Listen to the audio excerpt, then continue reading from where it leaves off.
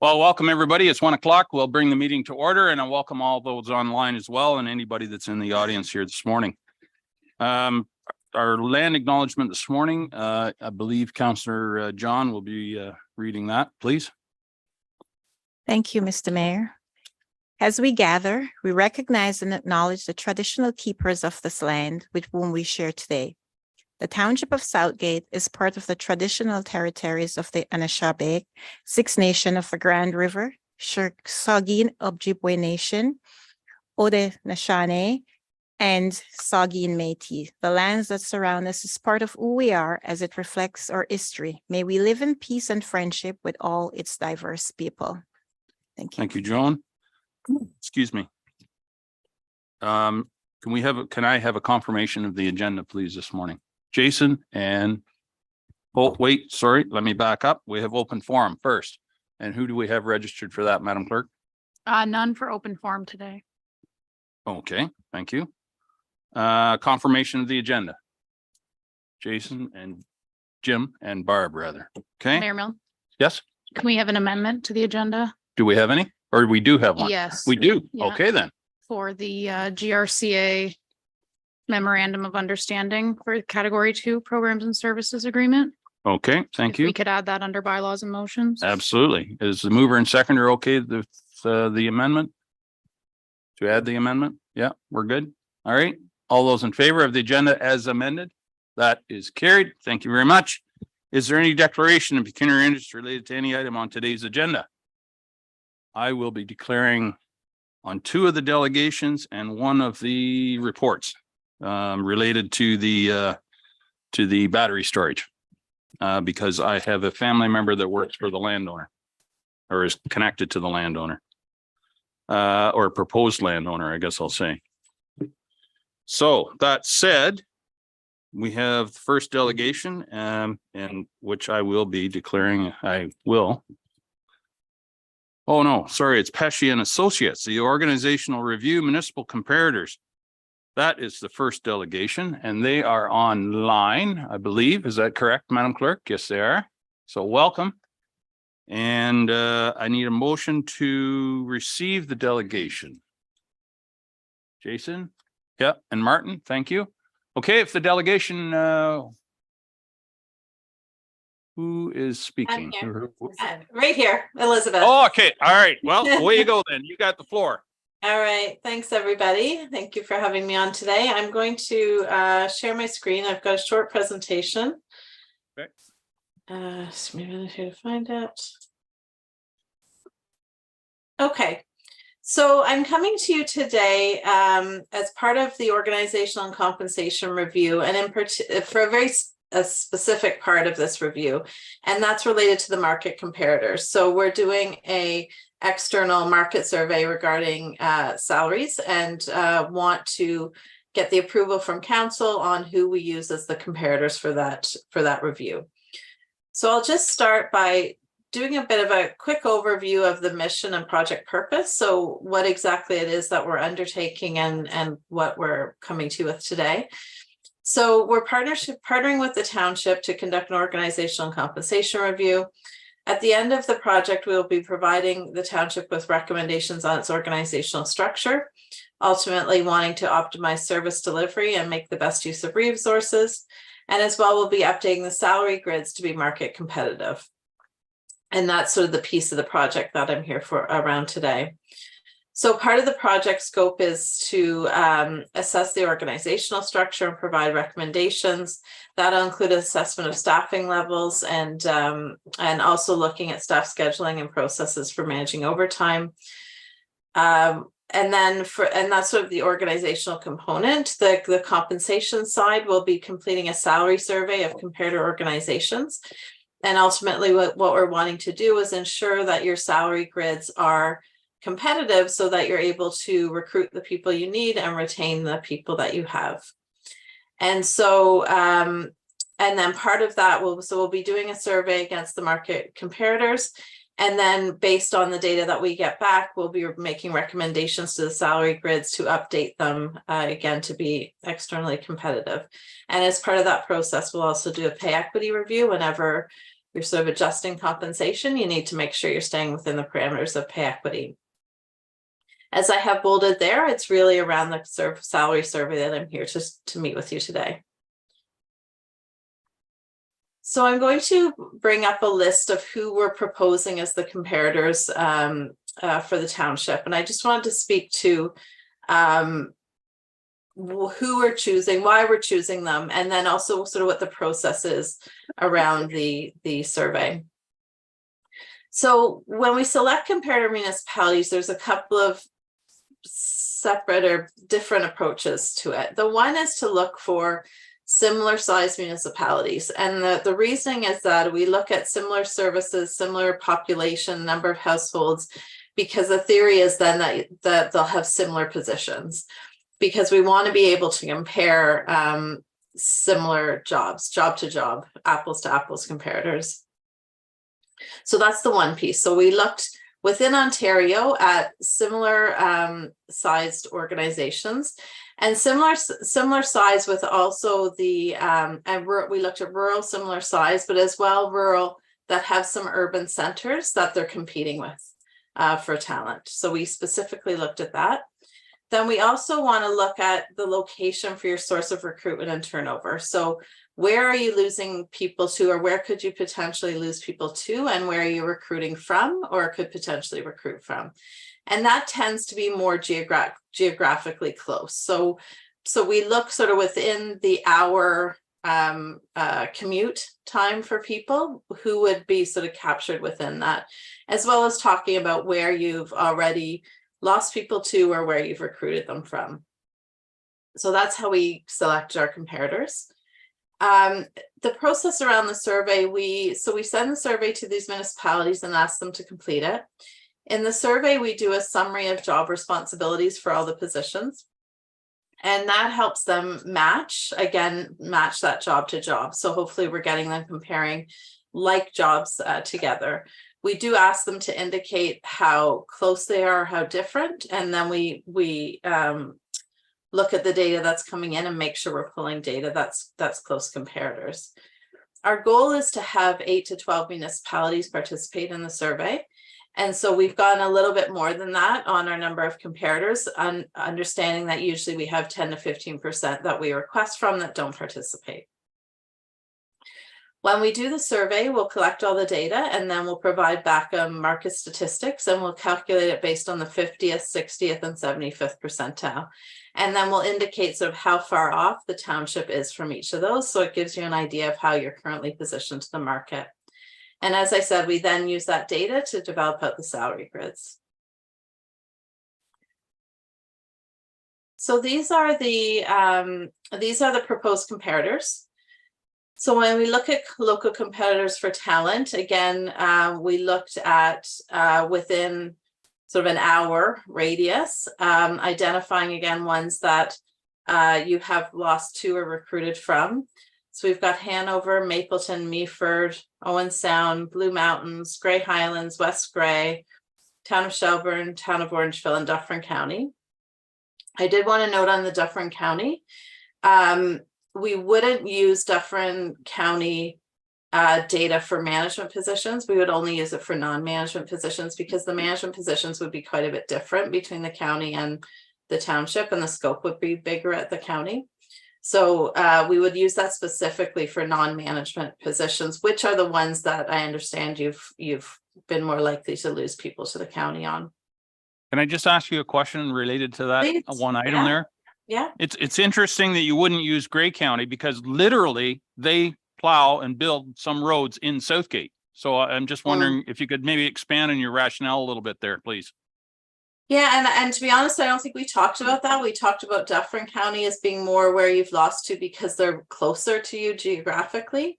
I'll be honest, I don't know offhand where Grey County is based and whether that's whether their offices are based within that sort of hour that we looked at.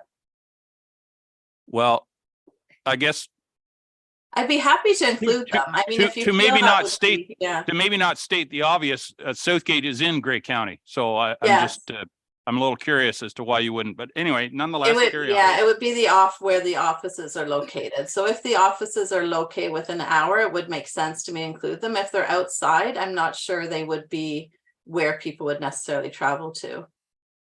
We have another question here, Barb. So through you, and thank you, Elizabeth. The Grey County is about 50 minutes from our center Okay. point, but they're in Owen Sound. So you've included the city of Oh, we've Owen got Sound, Sound, which is yeah. totally urban Yeah, versus versus Grey County, which covers the rural and urban aspects of the snow plowing and road maintenance and bridges. So just to clarify that. And I additionally had a question about this area. I noticed that Wellington North or Mount Forest wasn't captured. I do recognize that Mapleton was recognized and the town of Zorro. Did you consider proximity to the GTA for employment commuting as well in factoring in the municipalities that you chose? The town of Shelburne and the town of Hanover, city of Owen Sound, very urban focused, very little agriculture. mhm. And I think that is an important aspect to when you're choosing the comparators. Thank you, Mayor. Is it okay if I respond to that? Yeah, So I'd absolutely. say- Yeah, I think hearing what you're saying, it would make sense to me to include Grey County as well if they are within the same geographical span. We didn't really look at proximity to the GTA. I'm not sure exactly what you mean by that question and whether you think it should be an influence or not. I'm not sure I'm following that. I appreciate that we have definitely included some urban centers in here, but again, they're probably who you're going to lose people to or where you're going to be competing with for talent. So it's important to understand or at least get the data of what they're paying, because you need to know what you're competing against. Councillor DeBreen wants to clarify a little bit, please. Just Sure, in yeah. answer to your question about, and now I forgot about, I forgot what the question was. Proximity to GTA. Yes, so we, through our urban area of Dundalk, and we find a number of individuals travel through Southgate to get to Brampton and Mississauga for employment. And that was what I meant by commutability to major centers. That was just, I didn't know if that was a factor that you'd included as well. Yeah, no, we didn't look at them. Thank you. Martin, you have a question? Yeah. Microphone. There you go. Yes, I do. Deputy Mayor, did you mention Melanchthon? Okay, Melanchthon's not there, and I'm only asking that because you said the goal is to have 8 to 12 municipalities, so they're close. There's definitely within the 55 minutes, but I think you explained all that. The part of the compensation review, are any of these unionized? Because I don't believe we are. So I is don't that a know. comparative? To be honest, it isn't really. I understand the question and why you would ask it, and I don't know offhand if they are, and we can certainly ask in the questions of the survey whether they're unionized. We do a lot of these market surveys, and I really don't find necessarily that the union shops have a significantly different compensation. And if they do, they maybe tend to be lower than the non-union as opposed to higher. And the other piece is that it really ultimately doesn't matter whether it's union or not. This is your competition. This is what they're paying. So it doesn't necessarily have in our minds have an impact. Okay, well, Sorry, I should just add, if you don't mind, I didn't quite finish my list. I just All right, want to carry note on. that we, All yeah. right, I'll let you finish your list. And then, and then I'm happy to answer more questions. Okay. Just on the bottom half there, the bottom section, we have 5 other municipalities, again, that are within Ontario that we looked at what are similar size. So taking that component into as a factor. And these are again ones that are rural but tend to have an influence of urban centers being nearby. Thank you for allowing me to finish that. I'm happy to answer more questions. One of my counselors, Monica, is online and I can't see her right now. Monica, do you have any questions?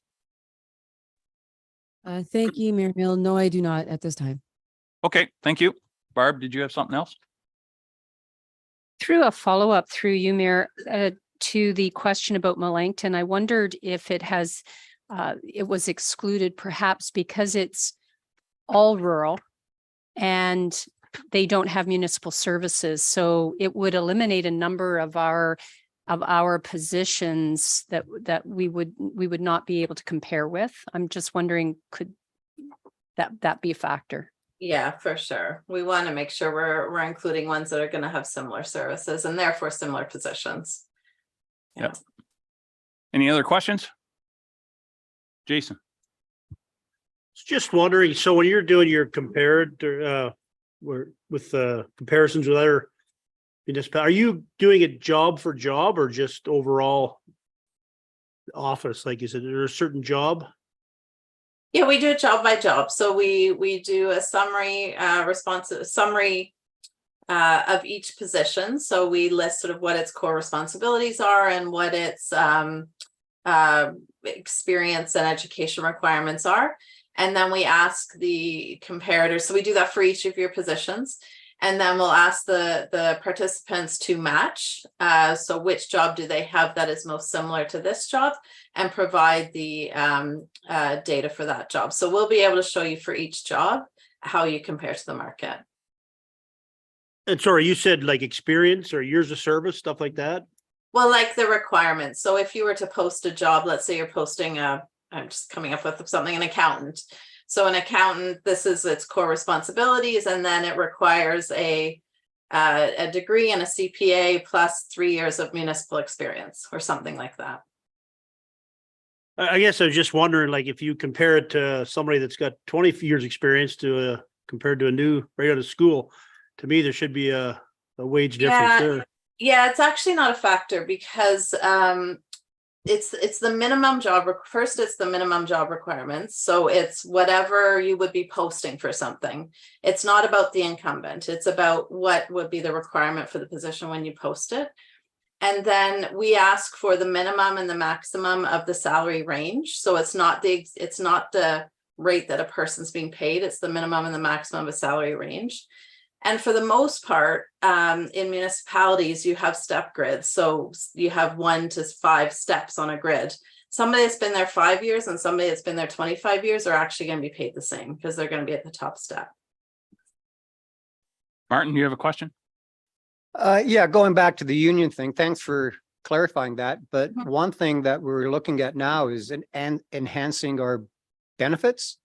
Mhm. And on a personal note, if I was looking to compare to drive 40 minutes for a new job, myself, I would gladly take a $2 less an hour if they had better benefits where I was getting more health and more dental. So Mhm. is that going to be used as a comparator as well, like pension plans or benefit plans? Yeah, we can certainly ask the question about what everybody has for benefits. I will say that overall, what we find is there's not that big a difference between municipalities. Sometimes there is. There's occasionally a municipality that has worse or better benefits than everyone else, but they tend to be fairly common. But things like vacation is a big one that we're finding lately people really care about. So yeah, we can ask the question. Okay, any other questions? Not seeing any. I'll thank you very much, Elizabeth. We look forward to the results of your survey. And are we, sorry, I don't know if the staff had a motion or if we need approval from you to go ahead or on these with these comparators. Yep, we do. The chairperson just needs to read it. So it's already been moved and seconded. Joan, Sorry. go ahead. Through the chair, is this just for wage guideline or it's just a grid? Since we're going to make a decision on it. This is to approve the comparators that are in the listing as presented here. Okay. Barb? I'm not sure if an amendment is required to consider including Grey County and Wellington North as potential comparators. They may or may not fall within the guidelines, but at least give some direction. I'm going to suggest perhaps that we'll give the latitude to the consultant to include them as discussed. I'm fine with that. You okay with that, Madam Clerk? Dina? So the motion is to approve the comparators with adding in, and you're wishing to add in Wellington North and Great County. Grey County. For consideration to be added to the list. That's in order? Okay. Yeah. Does the mover and seconder object to that? Or, okay, good. You're okay with that, Elizabeth? Yeah, sounds good. I'll definitely add those in. Okay, I'll call the question. All those in favor? That is carried. Thank you. Thank you, Elizabeth. Thank you all very much. Have a nice day. Yeah. And as I indicated earlier, I'm going to declare pecuniary interest in the next delegation, so I'll turn the chair over to the Deputy Mayor, Barb DeBreen. Go ahead, Barb. Thank you, Mayor Milne. We have a delegation, the Battery Energy Storage System by Thomas Wilson and Barbara McLean. We have a motion to put it on the floor. Be it resolved that council receive the Battery Energy Storage System delegation from Thomas Wilson and Barbara McLean for information. The mover, Jason, Joan. You can come up to the microphone. Welcome. Just make sure the microphone is on. I believe it is. Good afternoon and welcome. Thank you.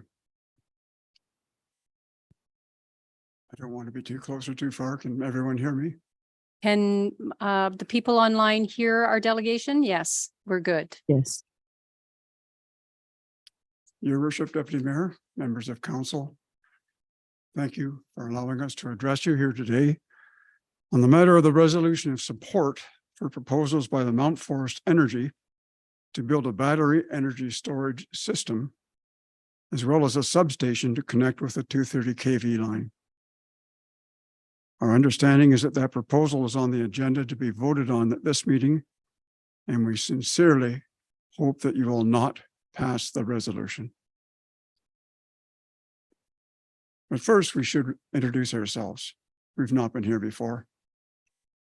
We're Southgate farmers. My name is Thomas Wilson. My partner will introduce herself shortly. Together, we've just passed the 50-year mark on our farm, our home farm, at 223317 Southgate Road 22, Lot 21, Concession 3 in Old Money. We also own acreage across the road at 223364, right up against the proposed transfer station. We've had sheep here since 1975. And for over 35 years, we've raised purebred, registered Border Leicester sheep for breeding stock, market lambs, and for their premium fleeces that we sell to hand spinners. We're a part of this community. We're not weekenders. We're not hobby farmers. Like many farmers, we've also had off-farm occupations. I was a family physician in Mount Forest for a number of years. Then I was a medical officer of health. And then I was a supervising coroner for Southwestern Ontario up to my retirement. And subsequent to that, I came back as a frontline investigating coroner for another 10 years. I think we've established our right to be here and to have a say in this matter. I'll let my partner continue. Thank you, Mr. Wilson.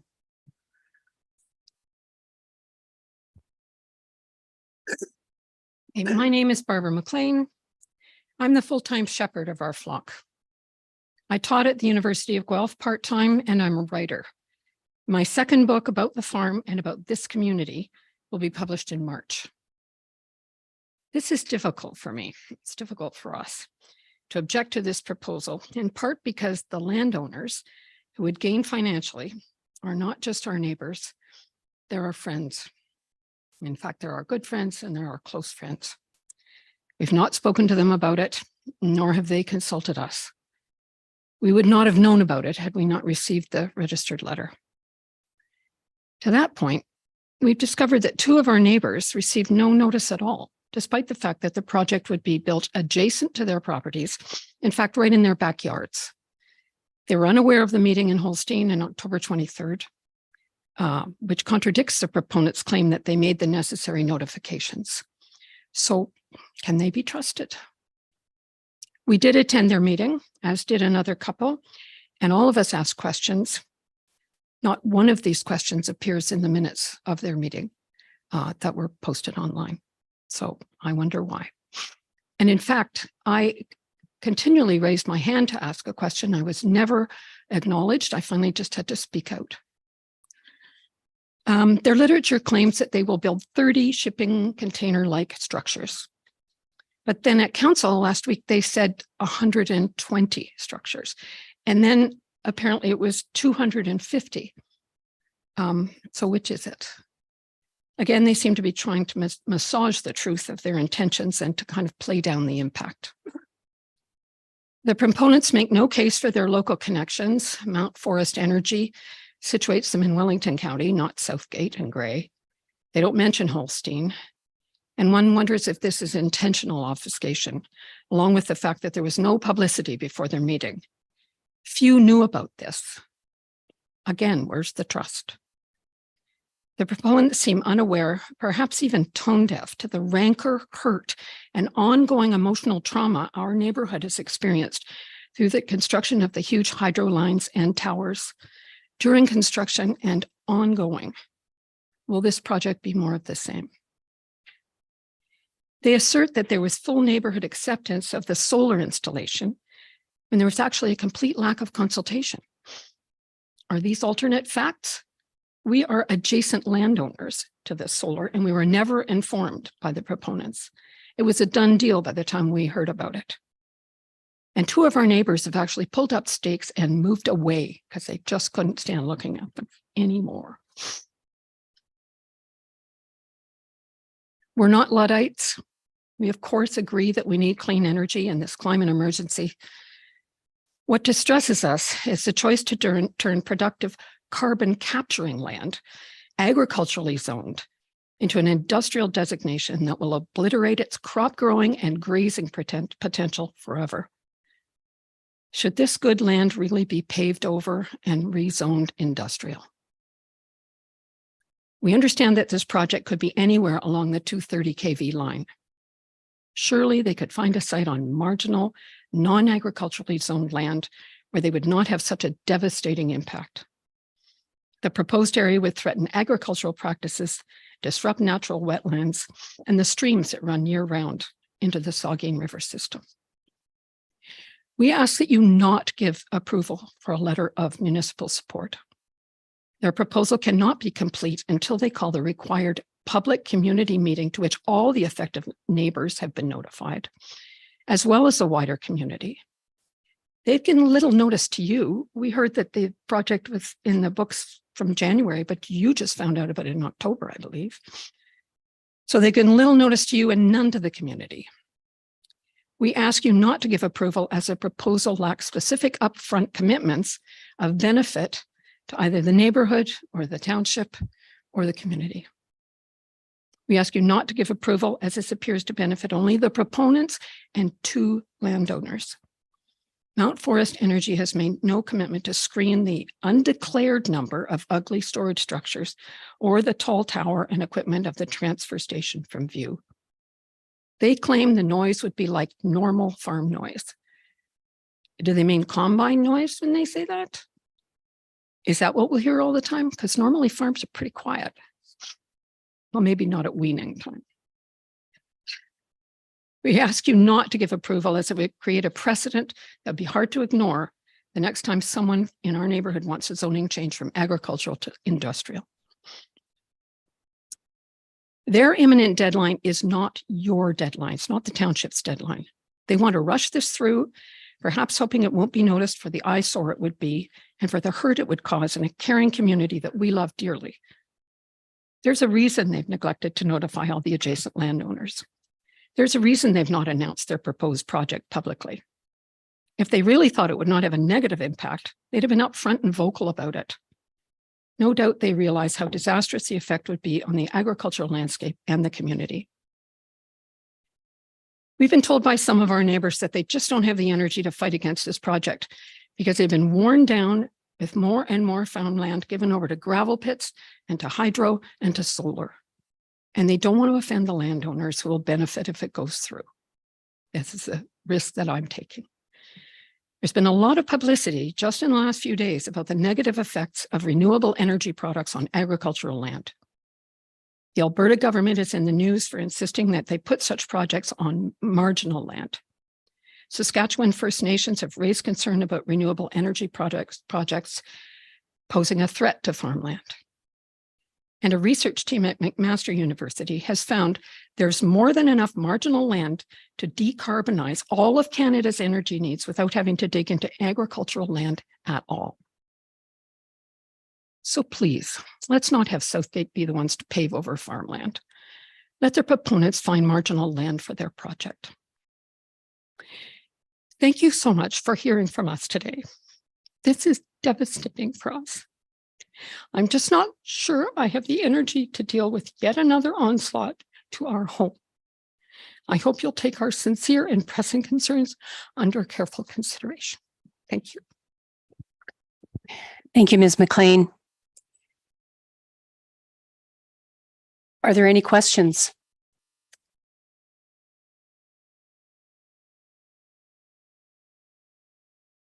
Seeing no questions, there was another email that was circulated to all of council at the last minute. Will that be included in some form for the public record?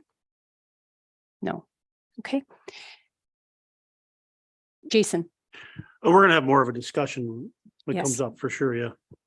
Yes, we absolutely will. We do have a report on the council agenda later on, actually not too much later on. So I think we can leave it where it sits at this moment. So the motion is to receive your delegation for information. All in favor? That is carried.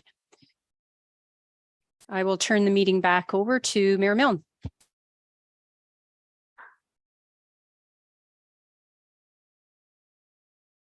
Thank you, Barb. The next item is the adoption of the minutes of the November 1st, 2023 council and closed session meetings as presented. Could I have some mover, Jim rather, and Barb? Any discussion? All those in favor? That is carried. Thank you very much. Reports of municipal officers. Madam Clerk, the first one there is regarding the 2024 budget timelines. Someone care to move approval of that timeline? Jason and Martin. Madam Clerk. Through you, Mayor Milne. Our budget timelines are a little bit pushed out this year, so we aren't proposing any meetings until the new year. What we tried to do was schedule them for the opposite of when we had a regular council meeting, so we didn't have a bunch of extra days scheduled. So that's this is what we're proposing. Our deputy treasurer is on the line if he has anything to add or if there's any questions for him at this time. But what we have proposed there is what the plan is so far. Okay, thank you very much, Lindsay. Cash, do you have anything to add to the report? Good afternoon, Your Worship and members of council. Nothing further to add. If there's any specific questions that I can answer, I'm more. Okay, thank you. Are there any questions regarding the proposed Jason? And then I'll go to Martin. Just wondering why you said we're pushing it out further. Just Dina? Thank you, through you, Your Worship. as you know, we've been short a treasurer for a while. The audit is still continuing. Cash is still working on the audit. It has been much longer than anticipated from KPMG. Much of Cash's time has been spent on the audit. And unfortunately, that's the situation we're in. I would announce that we have a new treasurer starting November 20th. But there will be a bit of a learning curve there. So we need to be a little patient there and understand that putting a budget together is not simply throwing numbers into a spreadsheet. It is significant amount of work. I will tell you that, treasurers right now are working nonstop, and the township needs to kind of start the budget process. And in order to start, we have to put a timeline together, but quite frankly, we're challenged in meeting this, but we will do our best. Barb. Oh, Martin, sorry, you were next. Sorry. Yeah, thank you. I kind of figured that was the reason for pushing it out. Makes sense with what we've talked about. Cash, would this negatively affect our tendering process for items? Far better Absolutely. sometimes at the beginning of the year to get some things out, but it is what it is. So do you think it will? Through you, Your Worship, I believe the Director of Public Works or Manager of Public Works would be the better person to ask this question. If it is a concern, several municipalities do pass resolutions allowing staff to spend up to 50% of the previous year's capital budget for these purposes. I know, for example, Grey County passes such a resolution on an annual basis. So we can definitely bring something along those lines forward. But on whether or not it will affect it negatively, I think the Manager of Public Works will be the better person to ask that question. Thank you.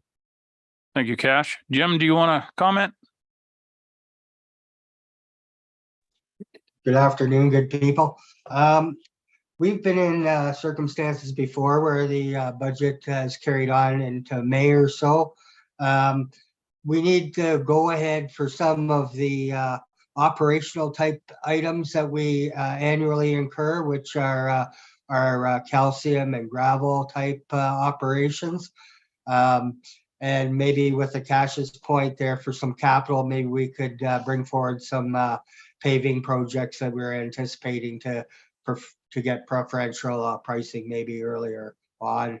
But I think it's nothing we haven't necessarily dealt with before in the past. Yep. Good point. Thank you, Jim. Barb.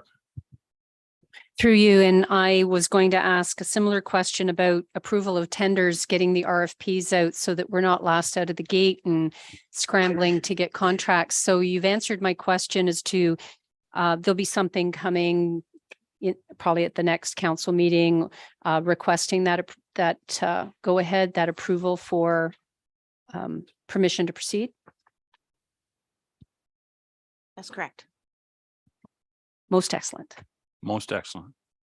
Any more questions? Monica. Thank you, Mayor Millen, and good afternoon again to everybody. Just with regards to the meetings, just through you, Chair, to the clerk, I can appreciate just trying to keep the meetings, like not having extra meetings, but if needed, just from past experience from last year, sometimes like these budget reviews can take some time. Would there be an option to have another meeting if it's needed? And also because of the treasurer that's going to have their own adjusting, November 20 is coming. So I'm just a proponent that if an extra meeting is needed, then especially for budget, that we be able to do that. There is always the option for special meetings or as needed. That's what we do. We do meetings. Right? Yeah. Endless meetings, it seems at times. But anyway. Yeah. Yes, Madam Clerk, do you have anything to add? And no, that's what I was going to say. We have done that in the past where if we get to the end of one of our budget meetings, we will move a motion to book a separate meeting. So that's no problem. Yep. Perfect. Through you, actually, to the point of having an all-day meeting. We have a policy where if the meetings are not divided by a minimum of 2 hours, it counts as one full day, which for me, I have the time. I'm not giving up an employment opportunity, a full day's wages. I would hope that those that would be most affected would, if they have concerns, if they would express them. Just from a financial perspective, I don't think anyone signs up to do this job with the hope that they're going to actually lose financially in supporting their families. Thank you. Any other discussion? Jason? Just wondered on the public open forum, why we have it as the second last meeting. Would it not be better near the start to get, or I know that's how we've done it. I just wondered, I was just thinking that. Dina? That is a typical process because what we tend to do is flush out anything that we can with the budget process and get it as close to the actual budget that you want to present to the public, so that they aren't commenting on a number of matters that you're going to discuss and maybe eliminate or change anyhow. So it's best to have that budget at as close to a final budget as possible, and then getting that final comment from the public. Okay. Call the question. All those in favor? That is carried. Thank you. Next item is the 2024 Committee of Adjustment appointments. Can I have somebody move adoption of that? Martin and Barb. Madam Clerk. Through you, Mayor Milne, I don't have anything to add. This is what we do annually. A few years back, we went back to having our 7 members. I think that works best for quorum reasons. So just making it official, I guess. That's what this is. Oh, and sorry, I did add some clarity around the mileage. I know that's been a question in the past, so that's been clarified in the bylaw. Much appreciated. Thank you. Martin. Yeah, Lindsay, would we ever consider asking the public to come out again? Because just because when I went to the conferences, the Committee of Adjustments, if you had 10, you had 20 different kinds. And we're not doing anything wrong by having 7 council members, but a lot were just public citizens who were not even coming close to the stipend for meetings. And so would you entertain that idea of asking at the beginning of the year, for like in January, if any citizens want to get involved? Or through you, Mayor Milne, we could. I mean, I'm not opposed to it. I just am a little bit leery with if there'd be much interest. It works. What we've also done in the past is it works well having council. A lot of the applications end up being joint applications with a zoning or an official plan amendment. And then you have both, sets of information to make that final decision. So I think that's been a lot of the reason we went with just members of council as the committee, but I know certainly a lot do have members of the public. It's not something I ever remember in my time of it being. It's always been council as far as I know here, but we could, but it's just an idea. Struggle getting. I mentioned, we have 7 council members, and they'd say, "Is that even allowed?" I said, "Well, we're doing it." So there's just that, so many differences. And as far as the remuneration, like I said, we're getting pretty well middle. Like some make a lot less and some make more because they're in the city. They do more and they drive. So I think that's more than fair in mileage. So. Yeah. Okay. Barb. So should it be the will of council to entertain a council member public committee of adjustment, that would need to have direction. We'd need to advertise. It might be a process that we should consider before next year's appointment, because at this point, if we delay the committee of adjustment meetings while we're waiting to try to recruit members, train them, we may find ourselves at the OLT forthwith. So if that was something that council wished to entertain, it would be a notice of motion to request the clerk to bring a report on how that might work. And I can appreciate the difficulties in getting public out to actually volunteer to be on these committees, because it is a regular monthly meeting for the most part. Thank you. Thank you. Any other questions? Joan? Through the chair, and Martin, were you thinking of getting people from the public to also join with all 7 council? Because that there will be some financial implication there. That was one of the, or actually more than one committee. They had 3 counselors and then they had 5 or 4 citizens. So I just, if this works, I'm okay with it. And if it needs a notice of motion, we can look into it, and anyone here can certainly put it in if deemed necessary. But no, it's just a question. It was all new to me when I went to these conferences, and to hear that, after 20 municipalities, you had 20 different ways of doing things. So that's all I meant. Yeah. Generally, if it ain't broke, there you go. So with that said, any further questions? Call the question. All those in favor? That is carried. Thank you very much. The next is the bylaw that relates to the report we just had, which puts in place the Committee of Adjustment. Someone care to move that? Jim, second by Jason. Any discussion? All those in favor? That is carried. Thank you very much. Now we're moving on to the council calendar approval. You can see there the proposal for meetings throughout the year. And as we indicated earlier to Monica, this does not preclude any additional meetings that may be needed throughout the course of the year. Anybody have, Madam, we need a mover and seconder. Barb and Joan, thank you. Any questions? Barb? Thank you. Through you, I did have a question, 2 questions actually. Just before you ask the Yes, sir. question, sorry, I apologize for interjecting. Madam Clerk, did you want to speak to the report? Maybe. Thank you. It's largely what we've done in the past.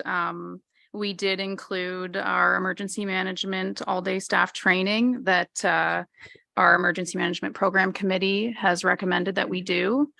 And we have put that on the schedule. I did note that not our core services wouldn't be affected that day, but it would mean an office closure. So we wanted to put that on ahead of time. And just that some of the committees, it could change just depending on the library board and certain boards that schedule their own meetings, but I just used what we did in the past. I don't think there's anything else to add. Okay. Now, Barb, I was hoping she might have answered your question, so apparently not. So anyway, ask the question, please. She answered one, but it created another one. The emergency management training, staff training, that's the emergency management committee. That is not a meeting of council, just to clarify. Yeah, so it's the municipal control group. So it's legislated that we have an annual exercise. We participated with the county for the one this year, which was good, but we thought we should, or the program committee rather thought that we should do an all staff one, because that's really who we're going to have on deck in case of an emergency. And we haven't done a full staff wide one. And we thought we would do it in conjunction with our annual staff appreciation barbecue. That sounds good. Yeah. Thank you. If I may. Please. The Committee of Adjustment meeting that could be canceled based on files is April 24th, which conflicts with the final day of Good Roads. Final day of Good Roads is generally a half a day. They would miss the final day of Good Roads, anyone who decides to attend that conference, if they were to participate in the Committee of Adjustment. Well, it's not a requirement. All we need is quorum. I just wondered if we should be looking to move that out a day on the calendar, just to accommodate, to be proactive should people be going to Good Roads. Something we could consider. You could have that discretion. Staff always have discretion to move meetings as needed, as far as I'm concerned, but that's just me.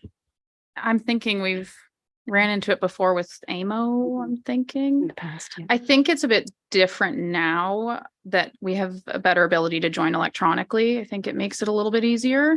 But certainly if people that are hoping to attend Good Roads wants to chime in. But like you said, we would have quorum still. And my other comment, again, it goes back to the financial burden placed on those who have gainful employment. Should we be considering or reconsidering a return to an evening meeting as opposed to a 1 p.m. meeting? I know that making it 2 mornings is difficult for other commitments, but if it starts at 9 o'clock, you can at least go to your job at noon, 1 o'clock. But when it starts at 1 o'clock, I'm looking to the people who most affected to chime in on that one. I just want to be respectful because I can come at 1 o'clock, I can come at 6 o'clock, I can be here at 9. So I have a little bit more flexibility in that regard. Jim. Yeah, I would fall into that category with the like you start getting into the meetings, you start losing money. Yes, you're making some, but when you start cutting into a full day, it is a bit of a handful. I would like to see a return to an evening meeting once a month, if possible. Martin. Well, I'm in the middle of with my own business. I'm my own person. I don't answer to an employer.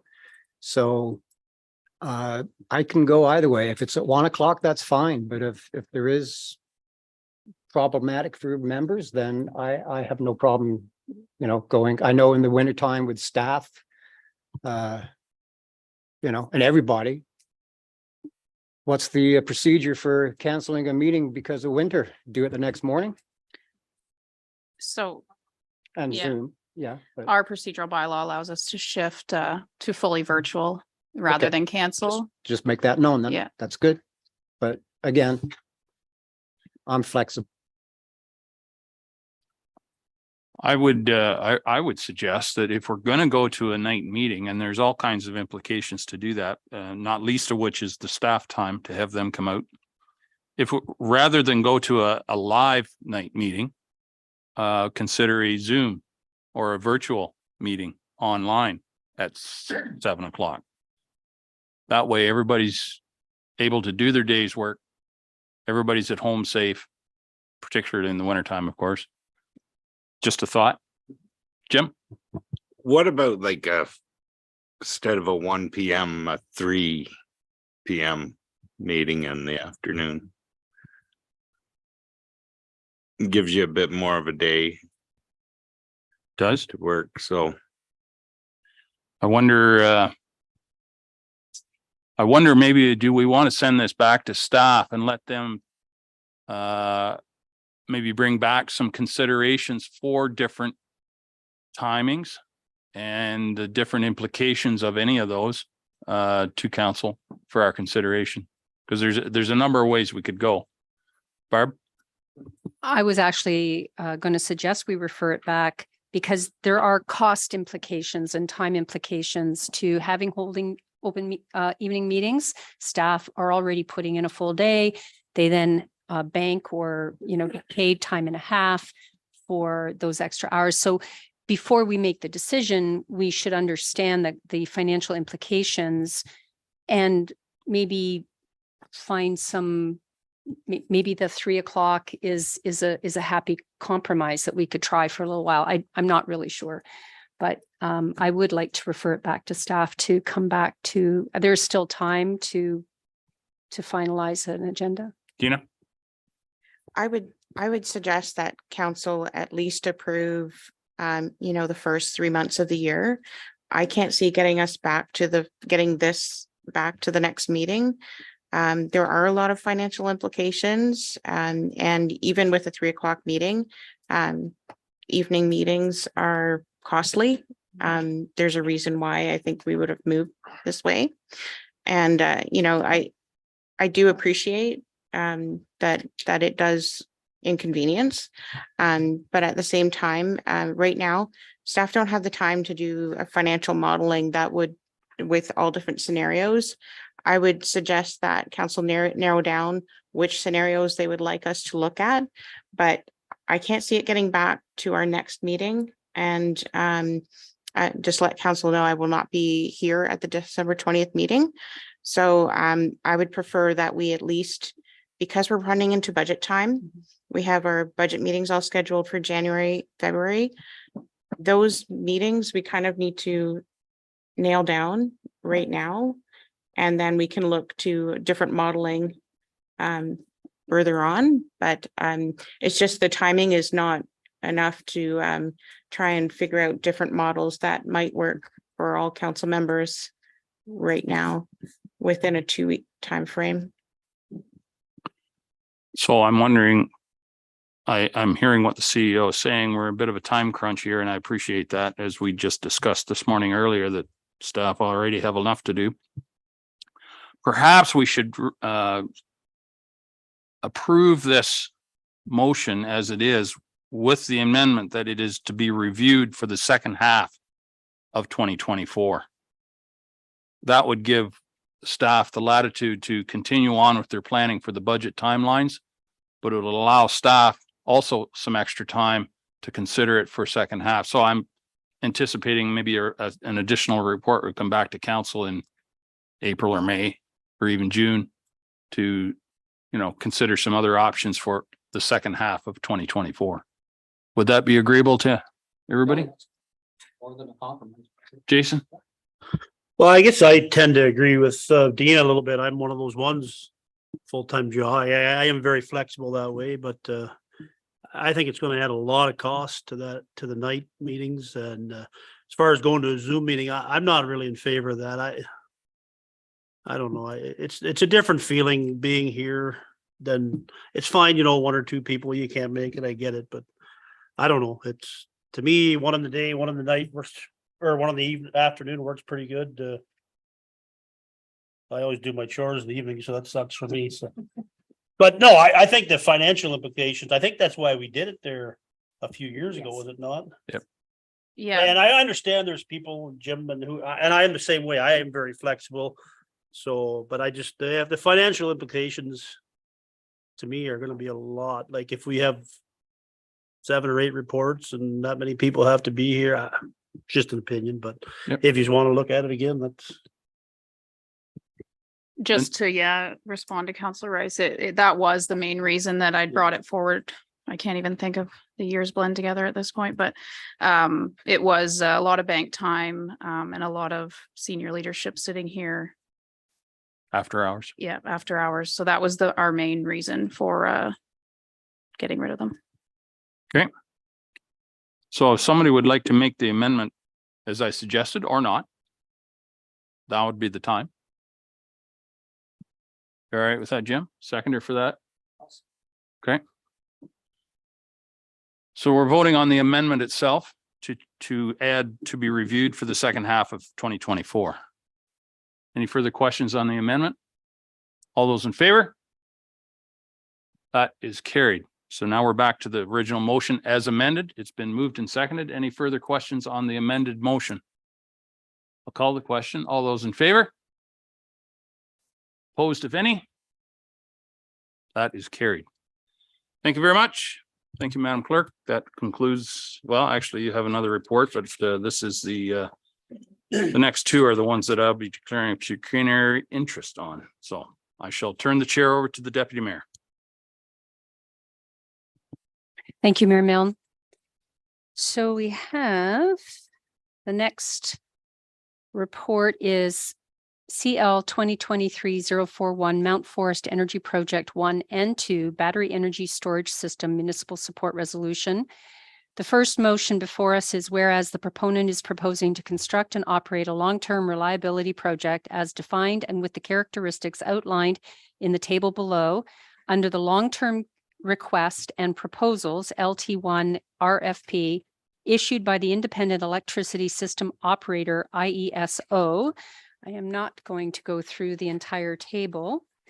I'm wondering if, we do have the resolution up there, so does anybody wish that I read it out loud in its entirety? It's there on the screen may not be legible though, Holly, for our viewers. I need a mover and a seconder to put the first motion number 1 on the table. Martin? Seconder? We have Joan John as seconder. I will turn it over to the clerk. Through you, Deputy Mayor. I don't have a whole lot to add. Council had the presentation at the last meeting for this, and I confirmed that I would be bringing forward a report that showed the resolutions that they are seeking. So they are before you. There'd be 2 separate motions. I know our proponents are in the audience. Council would have to waive procedure to allow them to speak if there are further questions, but I have nothing more to add. Thank you. Are there any questions from council? Comments, questions, comments? Well, there might be some questions Martin, coming then- from the comments. Martin, then Jason? Yeah. No, sorry, go ahead. Well, I was just wondering if we could waive procedure to ask questions. Would anybody be on for that again, or If are you guys? So are you anticipating formal questions? I think so. Yeah. Okay. Yeah. Then through procedure, we would I guess move, if they're okay with that, but yeah. I'm sure that's why they're here. Yeah. So we would waive procedure to allow for participation from the proponents of Mount Forest Energy Projects 1 and 2. And I believe it's a 2/3 majority. Okay, I need a mover and a seconder. Jason, you're moving that. Seconder, Jim? All in favor? That's carried. Thank you, gentlemen. As questions arise, we'll ask you to just come up to the microphone and we'll be there. So we'll go to Martin and then Jason. Oh, where am I? Yeah, this is to allow them to fill in their check boxes for the IESO. And to the delegation, I love the way you use the word Luddite. I have not heard that in years and years and years. That made me smile. The technology, I can see the logic for it, and I can see how it can be beneficial, but I'm not taking anything away from your personal presentation. But when I heard the presentation before, you know, it looks like these people have hurdles and hoops that they have to go through. And from what we heard, we don't even know what kind of system they're putting in, whether it's going to be on the ground, or it's going to be on the top. And as a council, we have our own hoops to go through for, you know, site plans, and it doesn't give us enough time. And so if there's going to be any vote, I like the idea, but because of so many other things, I can't go for it because of timeline that affects us. You know, if it was possible, but they had the check mark and they actually did get it, because I don't even think they have. It depends on IESO, but if they come back and say, this is what we want, can we have the authority to say, well, we check that box, it sounds good on paper, but what you're proposing, we don't want. If there was that kind of escape clause, I might go for it, but as it stands now, we're going to be going through too many hoops to satisfy. Thank you for your comment, Martin. Jason. I guess I have a couple of questions for the proponents. To the delegation there, that it was very concerning to me that some of the neighbors actual right next door were not notified. I don't know. Is that you guys, or is that a staff thing? No, it's not staff. I didn't think it was. No, so that's very concerning. I wonder if you can answer to that. And also, I don't know how to put this. I can be pretty rough sometime, but we heard, you know, it was going to be 30 containers, and then we hear 250. I'm old school. When I hear something first and then somebody comes back and tells me something totally different and wants me to just put my hand up and say, okay, that's pretty concerning. So I was wondering if you guys could speak to one of those two questions. Why weren't the landowners notified, and why is it went from 30 to 250? Just state your name for everyone that's listening. Thank you. Yeah, John Wilbert with the proponent. So the way, so we worked with Hatch, the consulting group, to help get all the names and addresses of adjacent landowners. Went to the municipal office and pulled all the names of the adjacent landowners for addresses on file. And then there were certain addresses that we understand where the residents didn't actually live there. So they pulled the physical addresses as well. So that's where they acquired those official addresses from and used those addresses to signify the adjacent landowners. Okay, and I believe there was a part two to the discrepancy between the number of sea containers that the neighboring landowners will enjoy for. Sure, ever. and thanks for the question. I believe we spoke to this last time, right? So in the community meeting, the capacity was stated in megawatt hours. So it's 4 megawatt hours, or sorry, 33 megawatt hours per container. 3 megawatt hours per container, and it was 30 containers, gets you 100 megawatt hours, but the project is actually 100 megawatts, 400 megawatt hours. So we corrected that to 120. The number 250 is for the second project, which is twice the size. So you got 120 and 250. Irrespective of that, the acreage doesn't change. It's the same acreage. And what was the acreage again?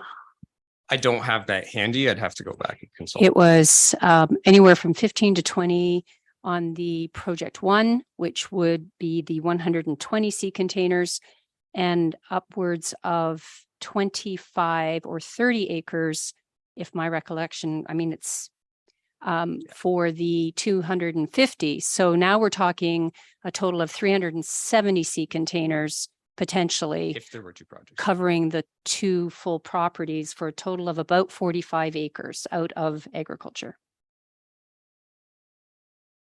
Jason, go ahead. Well, I guess based on that, as Martin said, I won't be supporting it. You guys are a company, you have to know your numbers at a meeting. You can't just say, oh, we forgot about it. I don't know. It just seems too quick. And everybody's quick to these days, green energy. You can't go against that. I'm all for it too. I recycle, but we're going to go in and take out all this farmland. So I won't be supporting it. I wish you guys had your numbers straight. Did you have your hand up, Jen? No. Okay, Martin. Yeah, gentlemen, since you're up here, I mentioned, excuse me, you're on a timeline. You have to get this checked off to meet the requirement from ISO, and you might not even get it. Is that correct? That's correct. Yeah. Okay, so like I said, we have to go through site plans. We want to know what's going to actually be put there. You yourself said they could be up in the air, they could be on the ground. We go by information, and our hoops give us that information. That's the only reason I'm not voting for it. So with that being said, if we say yes, you have an approval. When you come back with what you're going to build or propose, does that still give this local council the right to say, well, ISO approved it, we still don't like it, you're not going to do it? Is there that safety valve for us? There would be standard permitting regime around this. So to the extent that there are municipal permits, like building permits as an example, and site plan approval, that is kind of the mechanism that the council has to influence the design and kind of the overall project, right? As I see it, and I appreciate the concern, right?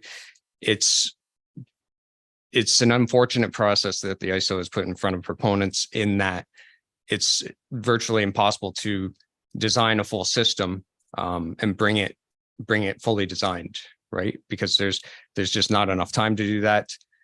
Design actually takes work and effort in the ground for geotech studies, and it's a short, tight time frame. Municipal council support, and then ultimately the award of a project, kind of triggers a process where we work further with municipalities to then build projects. I'll interject here. It would still, if the project was awarded to Mount Forest Energy, whether one or both, either or, It would still have to go through zoning amendment, site plan control, but at that point, the Planning Act would kick in. And if it met and checked all of the balances, we would be hard pressed not to find ourselves at the Ontario Land Tribunal with an organization that has put in so much effort. Anyone have any other questions? Monica, I'm watching to see if you have any questions. Just raise your hand if you do. Go ahead. Thank you. Yeah, my main concern right now, in addition to the comments, but was the delegation that was presented earlier in open forum. So I am hesitant, as I believe that the neighbors, they brought up really great points there. Thank you. Joan. My main concern is just the non-agricultural, that they could find non-agricultural land instead of agricultural land that is being used. The area that has been selected, to my recollection, was chosen due to its proximity to the power lines. This is not being fed by the solar farm. This is actually energy being stored, which would give a 4-hour buffer. So we have That's potentially 370 sea containers to give us a backup of 4 hours of energy. You could think of it that way. Also, 4-hour supplement to the peak load in Peak load. Ontario, right? So where that service is usually undertaken by gas plants. Okay. I too had concerns with regard to the claim. I can't dispute the claim that they were not circulated for whatever reason. The difference in the amounts. We also have a staff report from the fire chief who is on the line with regard to lithium battery. And I wasn't sure if it was in relation to this file or if it was lithium batteries in general, like our cell phones, which you had stated at the last meeting are different than the lithium type of battery in the sea containers. I didn't know if the fire chief wanted to. He's on the call, but maybe it's a separate folder. There he is. Welcome, Chief Malnick. Thank you. I know we Deputy can't speak to your report, but if you could clarify, was that in relation to this project proposal? Or if it No. was it just for public consumption in general? So it's not directly related to this. It's just about lithium batteries in general for safety purposes, something that we wanted to bring forward a long time ago. But yeah, it's in general, it's not directly to be affected by this report whatsoever. Thank you. So it was just a coincidence. Thank you. Are there any other questions or comments from council at this time? Martin.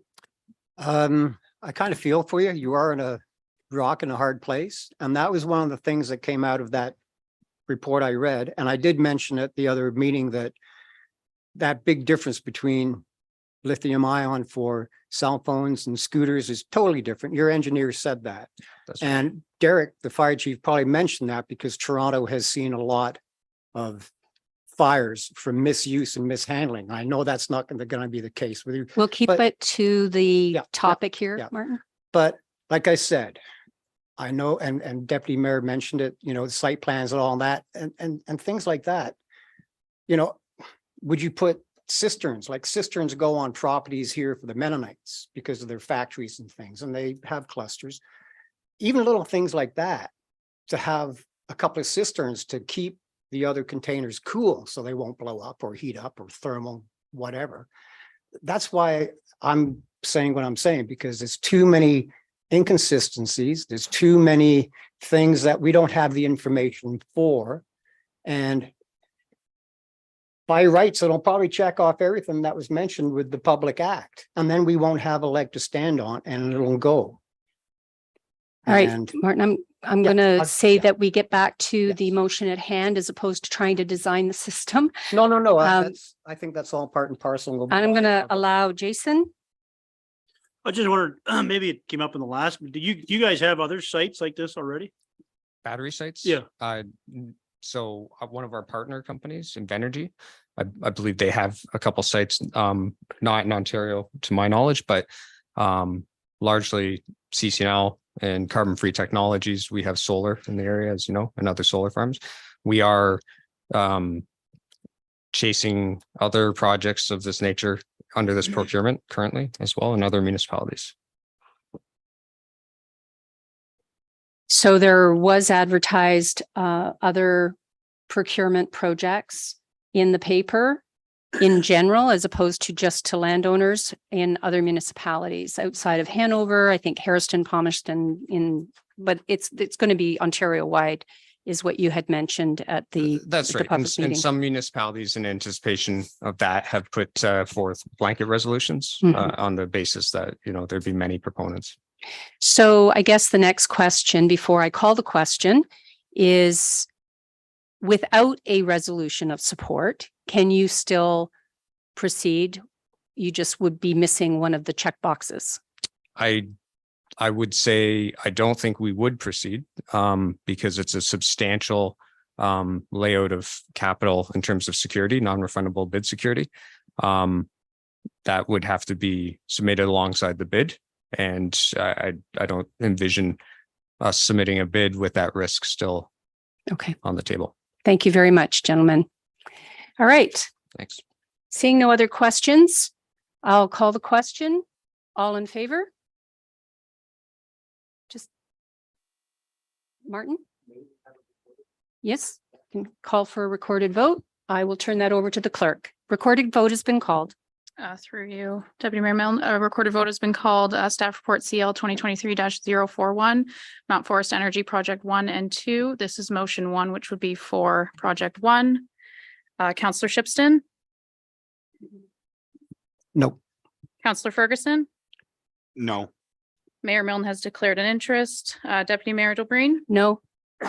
Councillor Rice, No. Councillor John, No. Councillor Singh Soares. No. By a vote of 6-0, that has lost. Thank you, Clerk Green. Thank you, Council. We'll move on to motion number 2. Page. So it is a very similar motion, but it is for the second project, LT1 RFP. Is that not the same? Should it be LT2 RFP? I'm not sure. There's 2 different projects. This is the Mount Forest Energy number 2 project, whereas the proponent is proposing to construct and operate a long-term reliability project as defined and within the characteristics outlined in the table within the resolution on the screen under the long-term request for proposals issued by the Independent Electricity System Operator. The whereas clause and the now therefore be it resolved is the same, just for the second project. I'm not sure, through the clerk, before I call for a mover and seconder, the LT1 RFP is the same in the first motion as in the second. Should it distinguish them? I think the information in the table distinguishes it. This is what I was provided, so I assume it's right. Okay, thank you very much. I need a mover and a seconder to put it on the table.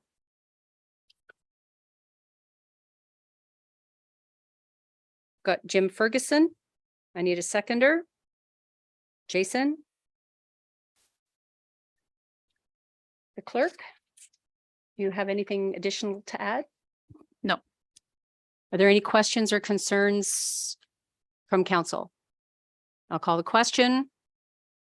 All in favor?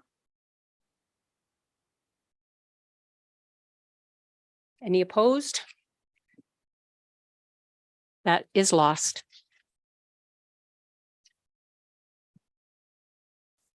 Thank you. Turn the chair back over to Mayor Milne.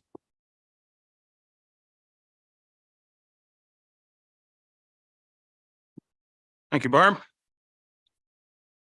Moving on to the next report is regarding the council conference attendance. This is from the clerk's department as well. Is there someone that would care to move that motion?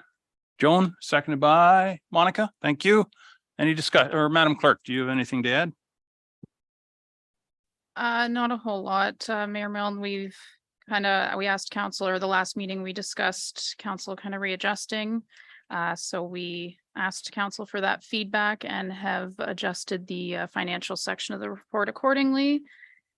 We are looking obviously for approval today, so that we can start booking when things come up. And the number is what we will, would all be putting in the budget. Very good. Thank you, Lindsay. Any questions or comments from council? Joan? Through the chair, Lindsay, is there any way that I could make a change again? Looking at the expense summary, I want to opt out of something and make a change to a different conference so that we could save the taxpayers some more money. So if I could give it to you afterwards, or do I have to? No, we'll do it now. Yeah, we can just do it as a friendly amendment and switch it up. I'm just writing I'll come it in back here. to you.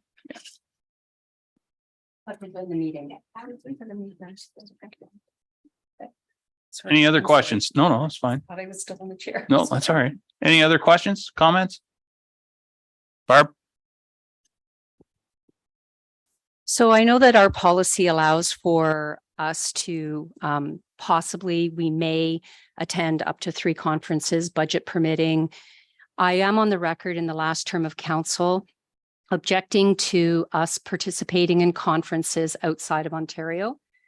I feel that the county council has a very good policy in that if FCM is in Ontario, it's all fair game. But if it's outside of Ontario, only the warden is, I believe the warden or deputy warden, I guess, is permitted to attend one of those. I also note that in our budget deliberations at the county, we may attend 2 conferences, budget permitting, and we are all looking to cut that in half. So only attending potentially 1 or none if that's the case or our preference. So we are doing our best at the county. I still have, as I objected to it in the previous term of council, going to FCM when it's outside of Ontario, I continue to believe that the conferences held in Ontario are excellent. While FCM does provide, good networking opportunities, I just can't support going out of province. Okay, thank you. Anyone else? Now, Councillor John, did you want to make changes as we go here, or what was your intent there earlier? I will, through the chair, I will make change. Just give me a second. Okay. Mayor Mill. All right. 1 second. Maybe have a recess. Yeah, I guess it's 20 after 2. Let's recess we'll reconvene at 2:30. How's that sound? So we're in recess.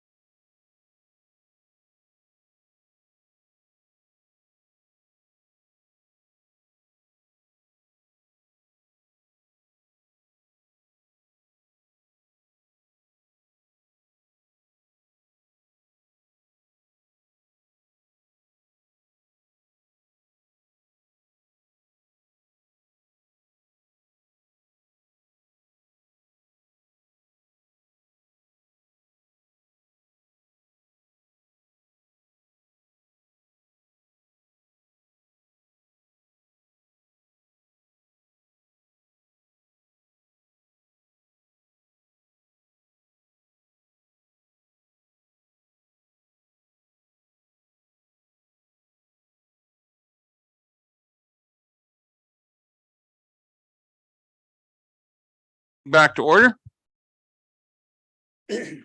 So, Counselor John, have you made your okay? Madam Clerk, is it reflected in the motion or how would you Yes. like to deal with this? Yeah, I'll make the changes as she tells me, and then we can just approve it as amended. So that's fine, but we need to know what the amendment is. Yeah, yeah. Or the change Yeah. before we approve this. Yep. Sorry. Through the chair. I'm so sorry. No, Mr. no, Mayor. no, that's fine. Please. So Lindsay, I will be doing Oka and what was my other one? See, I still don't get it. So instead of OSUM, you No, want to I'm do doing, Roma? no, I'm not doing Roma. I changed my mind. I'm gonna keep the two that I have because it's still, I will still be saving on that, the two that I have there. Okay. So that's no change then. No. All right. Very good then. Thank you. So the motion stands as presented, correct? Oh, sorry, Jim. Okay, so I will be changing from the Good good roads to the, what's it? Okay. Okra.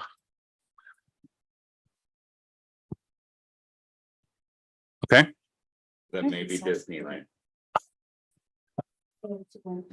Please, sir, yeah, keep it that one. No. No, Good just two. road. He's not going to go to Roma.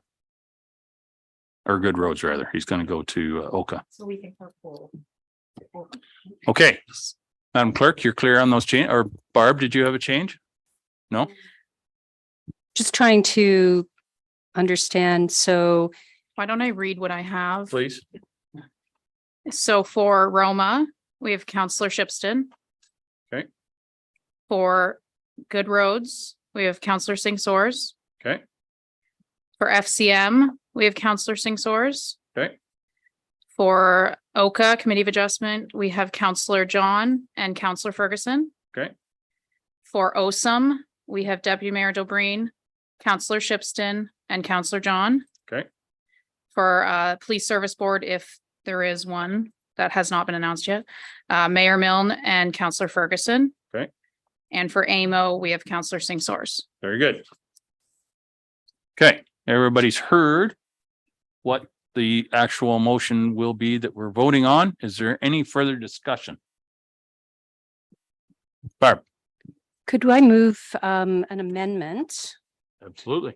to vote on them separately and to add a clause that council directs staff to bring back the policy for review in 2024.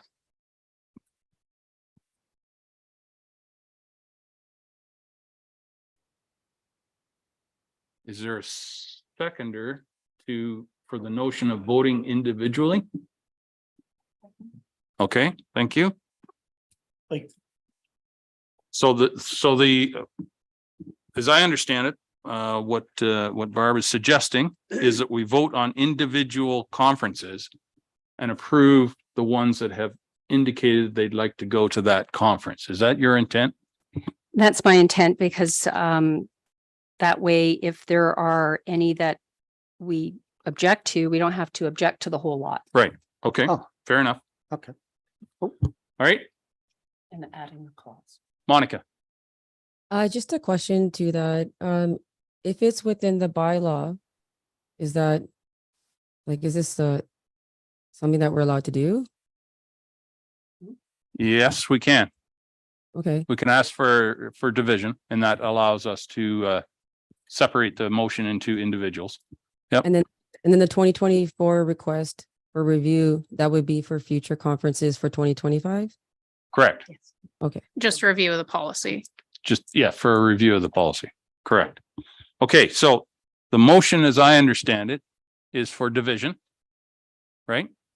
So I'm, And to add a third clause or another clause to bring back recommendations for the policy. Yeah, we should. motion for separately. division is Yeah, a separate we'll do motion. it. Yeah, Okay, so Yeah. the first motion we're going to be voting on, it's been moved and seconded, is to vote on each individual conference separately. Okay? All right. Any questions on that? I'll call the question. All those in favor? of voting individually. We had a seconder. Okay, that is carried. So I need a mover and seconder for the Roma conference. Oh, the policy first. Sorry, my mistake. Yep, the amendment to include that The amendment. the council direct staff to bring back policy number 2 for review in 2024. Okay, is there a seconder for that motion? For a review of the policy? Yeah. Second by Joan. Okay, questions or discussion? In that policy, again, I sound like a broken record, but I'm the opposite coin of what Jason says, where he doesn't want to go to any. I still think there's some real good reasons to go. And I would like to see it put in the policy, if it could be looked at, that we send the reports in, even if it is just filling out that form letter, because how in the world at budget time can we know that if did it have any value at all if we don't see anything? So. And certainly that will be part of the review. That would be excellent on my part. Absolutely. Thank you. Okay. I'm going to call the question on the notion of reviewing Monica, sorry, go ahead, Monica. Yes, I'd just like to add that in 2023, I made a strategic decision to attend 2 conferences. Instead of 3, I dropped down to 2, and I did have a consistent support towards others attending conferences, because I do find them to be very important. And also, I did have careful consideration, also speaking to the mayor, which he also agrees is very important that these conferences, when possible, to attend, to go to them, especially as first term. So we all also have to look at our availability. So where availability is possible, even on our own parts, and I speak for myself, for the specific dates that have been proposed, I do have availability. Whether that will be possible for the year after, I don't know. So I just wanted to propose that, just to help give some rationale or logic to why I chose 3. Okay, thank you.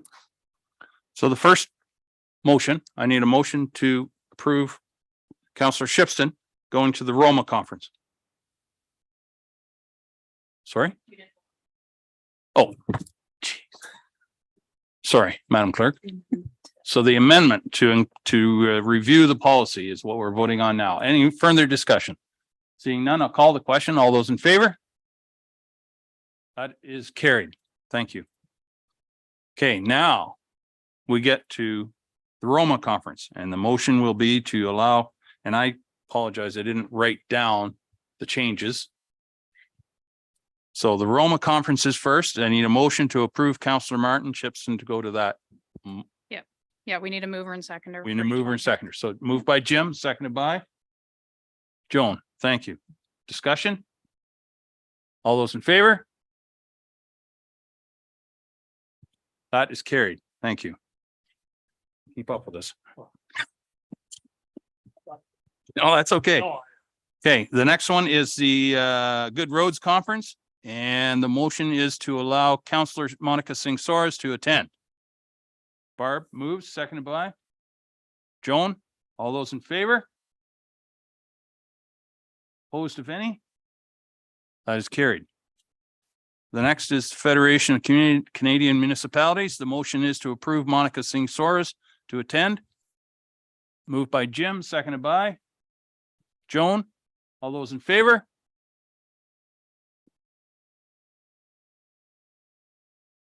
Sorry, all those in favor? Opposed, if any?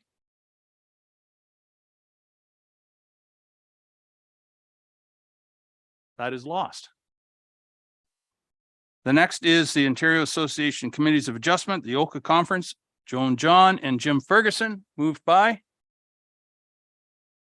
Joan, seconded by Barb. All those in favor? That is carried. OSAM Conference is Deputy Mayor DeBreen, Martin Shipston, and Joan John. That one wasn't changed, was it? No. Okay. Mover. Jim, second by Martin. All those in favor? That is carried. Police Services Board. Myself, Mayor Milne. and Counselor Ferguson. Moved by Jim, seconded by Barb. All those in favor? That is carried. AMO conference, Counselor Singh Soares. Was that the only one? Yes, it was. Moved by Barb, seconded by Joan. All those in favor? That is carried. Madam Clerk, I believe that completes that list. Motion as amended for the other two, or for the Motion, policy. okay, so motion is amended. Oh, you'll have fun with the minutes for this one.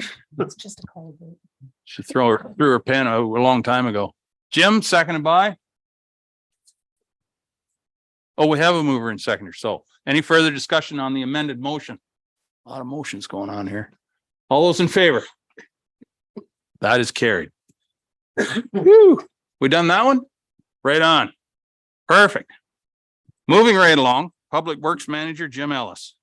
He is going to give us a report on the winter operation plan for the winter of 23-24, which is, we're not going to see much winter, apparently. Someone care to move receive of that? Martin and Barb. Welcome, Jim. Good afternoon. Floor is yours. Thanks. This is an annual plan that we present to council based off of the Good Roads format. That's why there's some discrepancy, because some of it won't allow us to change some of those categories, such as pre-wedding, which we don't do, and some of those type of applications. But nonetheless, it's updated. Just the comments over the base bench year, that last year we had less snow and freezing rain compared to the 2021 season, and more days of having to be out there sanding and dealing with winter maintenance, which took a toll on the sand piles. Okay, thanks, Jim. Are there any questions regarding this report? Jason? Just a comment. Hopefully we don't have much snow, Jim, and you guys aren't plowing someday. I wonder if you could straighten up the historic signs that are all falling over. Sorry. Had to say it. Not sure how that was related, Well, but let's get in there. any other questions related to the report? Martin? Oh, my. Good afternoon, Jim. The significant weather events, and this could be DeLindsay as well. When that app gets put up, I'm assuming those will go on that app too? Yes. Yeah, okay. Yeah. And can you remind me again, Jim, you have the class of roads. Are most of our roads 3 or 4, or? Because I know, isn't it different classes, you have to have different times and stuff like that? Jim? Yeah, so we don't currently have any class 3 roads, which require a higher level of service. You need to be out there treating them more frequently and more oftenly, patrolling more oftenly. Some of our volumes of roads that are approaching 1,000 cars a day move to a class 3, and that would trigger to have a higher level of service. So we are on the cusp of some of those 49s, 75, those type of roads are inching towards there. You have one more? Yep, by all means, go ahead. The other one, you mentioned the salt. I worked up at the salt mines in Goderich, and at this time their trucks are getting full and full. Are we getting our salt from Goderich or other places down south? Because I think that's where SIPTO is. Do you have any other plans, like contingency plans for salt if one supplier runs out? Because it could if we're having a lot of freezing rain this year. Jim? We don't typically apply just straight salt in the rural. We do in Dundalk because the availability with the county supply. We do purchase our pre-treated salt, which is not actually, it has an additive added to it. So that is coming from over the Goderich way, but it's coming through another company called Innovative. and we pick it up at their yards where they treat it. So currently we're in good shape as far as that supply. Thank you, Jim. Any other questions? Jason? What percentage on the country roads, Jim, is the salt compared to the sand roughly? Maybe I missed it. Maybe it's in there, but Jim? Generally, it's a 4 to 5% mixture. We do hotten up some loads sometimes with freezing rain, or when those packs of ice happen and we can't get the temperatures to chisel them down. We'll put some straight salt in some areas to get that layer off there, but generally we don't salt or sand gravel.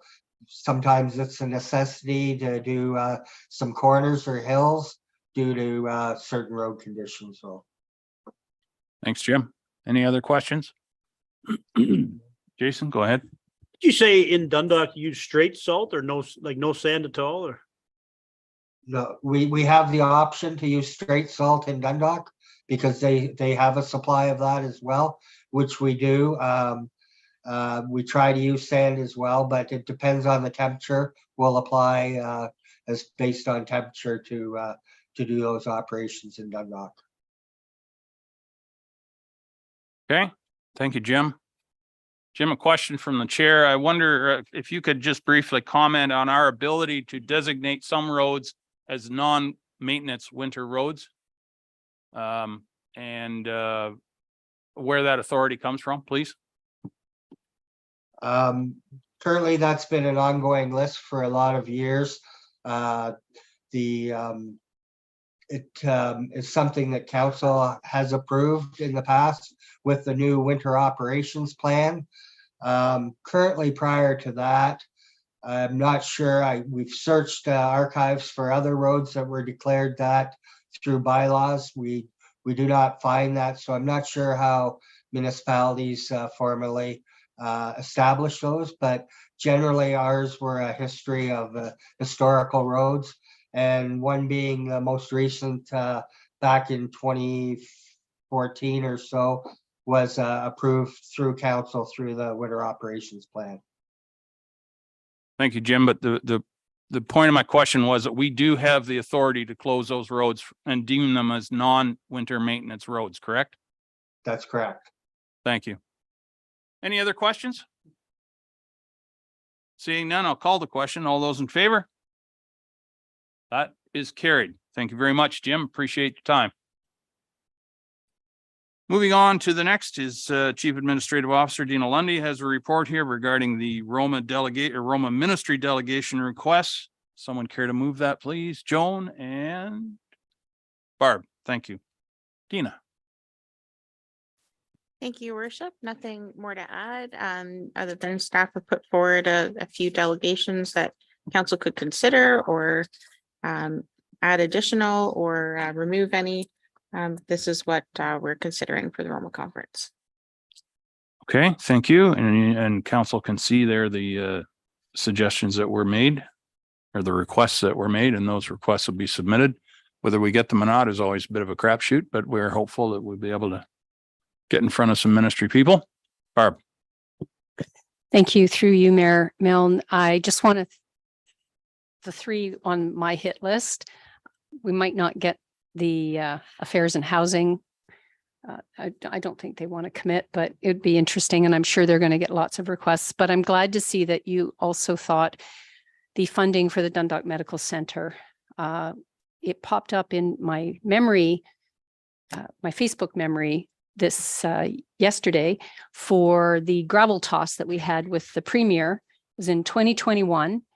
And I believe the design and everything was approved, or at least we did our part, and Southeast Grey Community Health Center did their part.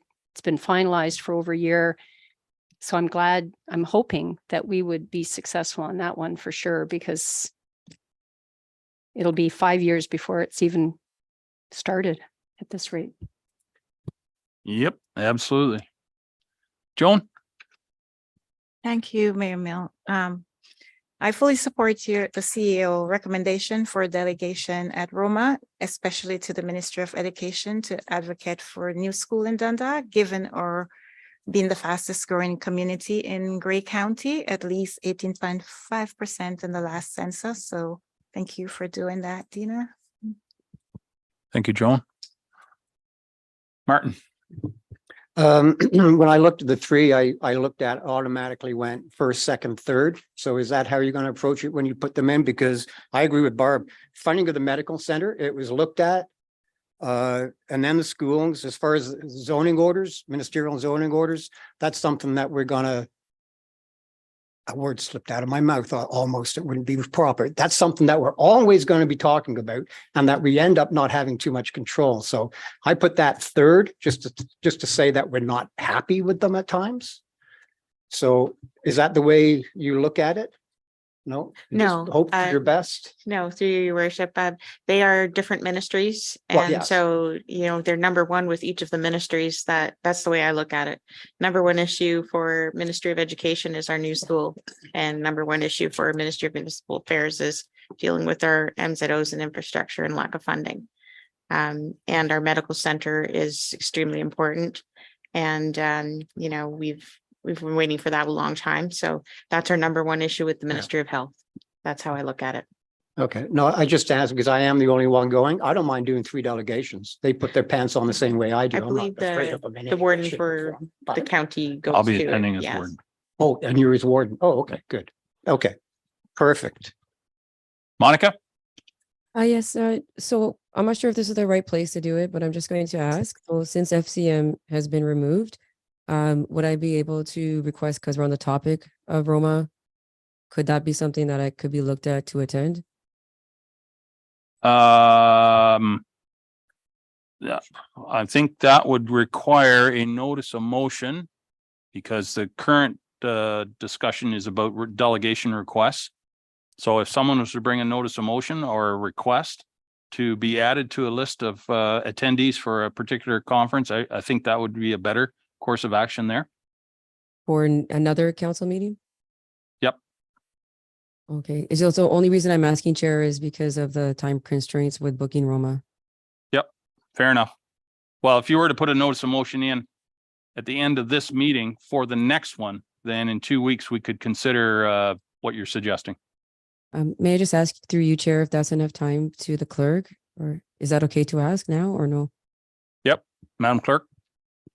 Yeah, I've lost the deadline date. I can't think of it. Maybe Holly knows it, but we may have booked. I'm not sure how many we booked. There may be The early bird is passed for sure. It would have to be at the regular rate. there may be some opportunities if other municipalities have booked a spot and no longer need that. There may be some discussion amongst clerks about, trading requests back and forth or registrations rather. Barb? In addition to, there may be some movement. Roma was booked at the county, but depending on whether or not there's going to be a cut in the number of conferences, there may be requests for someone who's already booked through Roma to move that to another one, and there will be spaces come available as well. And hopefully we'll know that in the coming weeks. Should know that in the next few weeks. Yep. Okay, so we're back to the delegation motion here. Any further discussion on that? Call the question. All those in favor? That is carried. Thank you very much. Thank you, Dina. Thank you, Madam Clerk, again. I don't know what for. Just for everything. Just for everything. Thanks for being here. Moving on to the planning department. I see Mr. White on the screen. Hey, Bill, how are you doing? Very good, Your Worship. It's a pleasure to Good. see you again. It's always a pleasure to see you. It's been quite a little while, I think, since we've seen each other. It has been. I was thinking it's probably been 10 years since my wife and I were buying feed for our horses from your father. You haven't aged a bit. Oh, And tell your good wife that she probably looks younger than she did then. she has aged far better than I. But thank you. Okay, enough of that personal stuff. Thank you. Moving on to the the motion in front of us is the Ina Martin site plan agreement. Jim is moving that. Second is by Jason. Who's doing the plan? Madam Clerk, please. I'm not doing them. Oh, but you're not? That's why we have Bill White is a consultant of ours, and we have Victoria as well. She is our junior planner on the screen. So we'll turn it over to Bill and Victoria. for these Welcome to reports. both of you. Good to see Victoria. I haven't got out to the office to say hello yet, but nonetheless, the floor is yours, folks. Thank you, Your Worship, members of council. As I said, it's a pleasure to be here. I work as a senior planner for Triton Engineering, and we were asked to help out in the intervening months while you re-recruit in your department. And Victoria has come on recently, and I've been working with her on getting the backlog of files corrected, and along with Alicia as well. And they're doing a very good job. And there's lots going on. I heard one of the councillors mentioned you're one of the fastest growing municipalities or the fastest in Grey County, and it doesn't surprise me given the volume of things that we've been dealing with.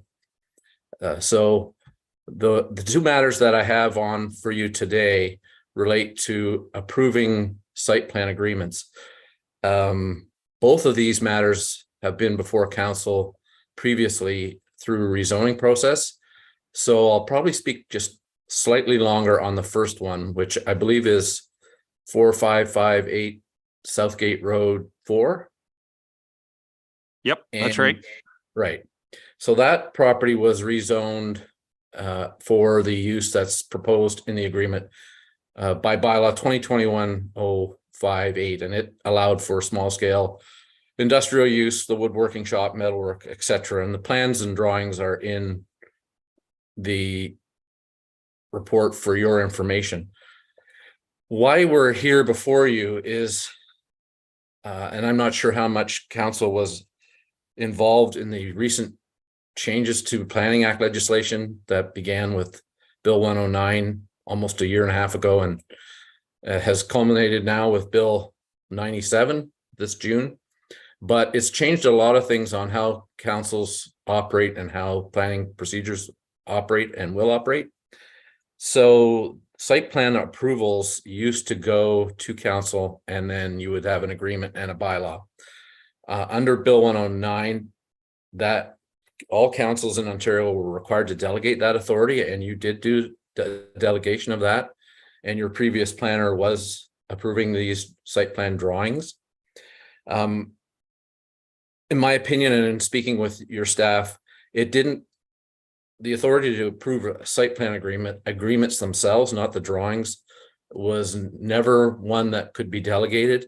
And so we've brought these back just for you to pass a bylaw to accept the site plan agreements. We've also been working with staff to update the agreements to try and make them a little more streamlined.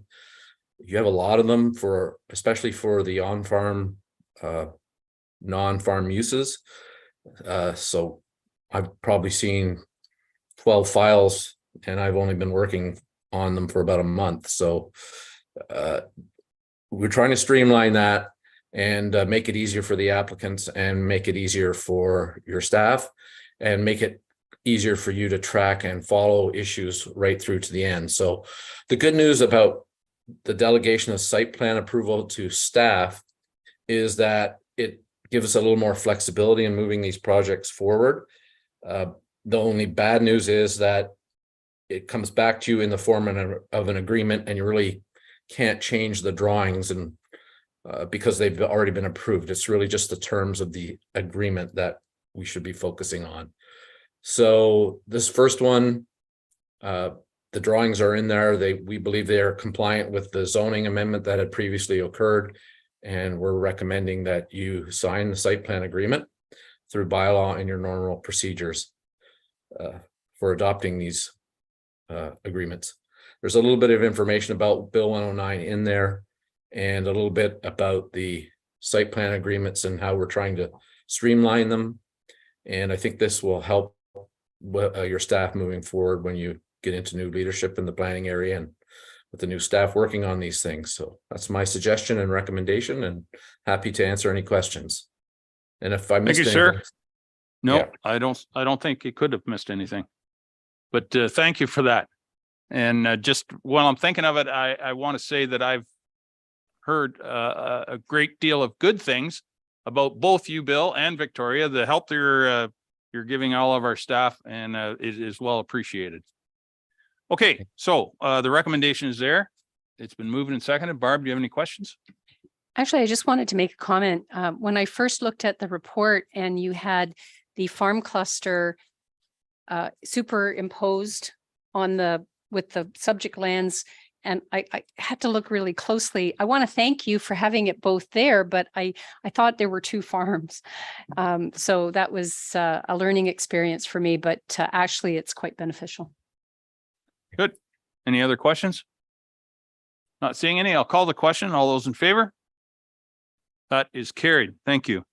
The next is the bylaw regarding the site plan agreement that we just agreed to. Someone could move that bylaw, acceptance of that bylaw. Barb, seconded by Jason.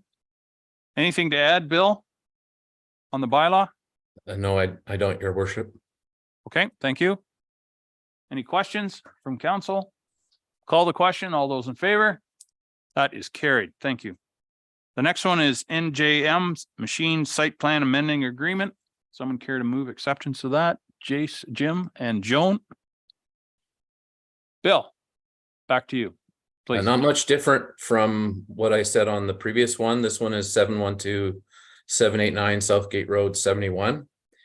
There was a rezoning for this as well. I think it came to council this May. This is only an addition to an existing workshop or barn, but it is subject to your site plan control bylaw. So the plans and drawings, as per the new delegation of authority, have been approved. And this would be an amending agreement to the existing agreement that was already signed. And we've also been through the amending agreement with the staff to try and, again, streamline that and make it a little easier to deal with administratively. So we'll certainly recommend that you consider the bylaw to authorize execution of the amending site plan agreement. Very good. Thank you, sir. Any questions from council? Seeing none, I'll call the question. All those in favor? That is carried. The next item is the bylaw to deal with the site plan amending agreement that we just agreed to. Someone care to move that? Martin and Jason? Anything to add, Bill? No, Your Worship. Okay, thank you. Any questions from council? I'll call the question. All those in favor? That is carried. Excellent. Well, that was pretty easy. Thank you, Bill. Thank you, Victoria. Thank you. We'll be talking to you again, I'm sure. See you next week, I guess. You betcha. You betcha. All right, moving on to the Economic Development Officer, Brenna Carroll, who is here patiently waiting for us. She has a report here regarding Communities in Bloom participation. Someone care to move that, please? Jim and Martin, thank you. Brenna, welcome. Thank you so much, Mr. Mayor and Council. Yes, I'm here to respond to any questions or comments regarding the report about the staff recommendation for the Township of Southgate to participate in the Communities in Bloom program in 2024. Thank you. Just like that. All right. Any questions from council? Barb. Through you to Brenna, thank you. This has been something that has popped up from time to time.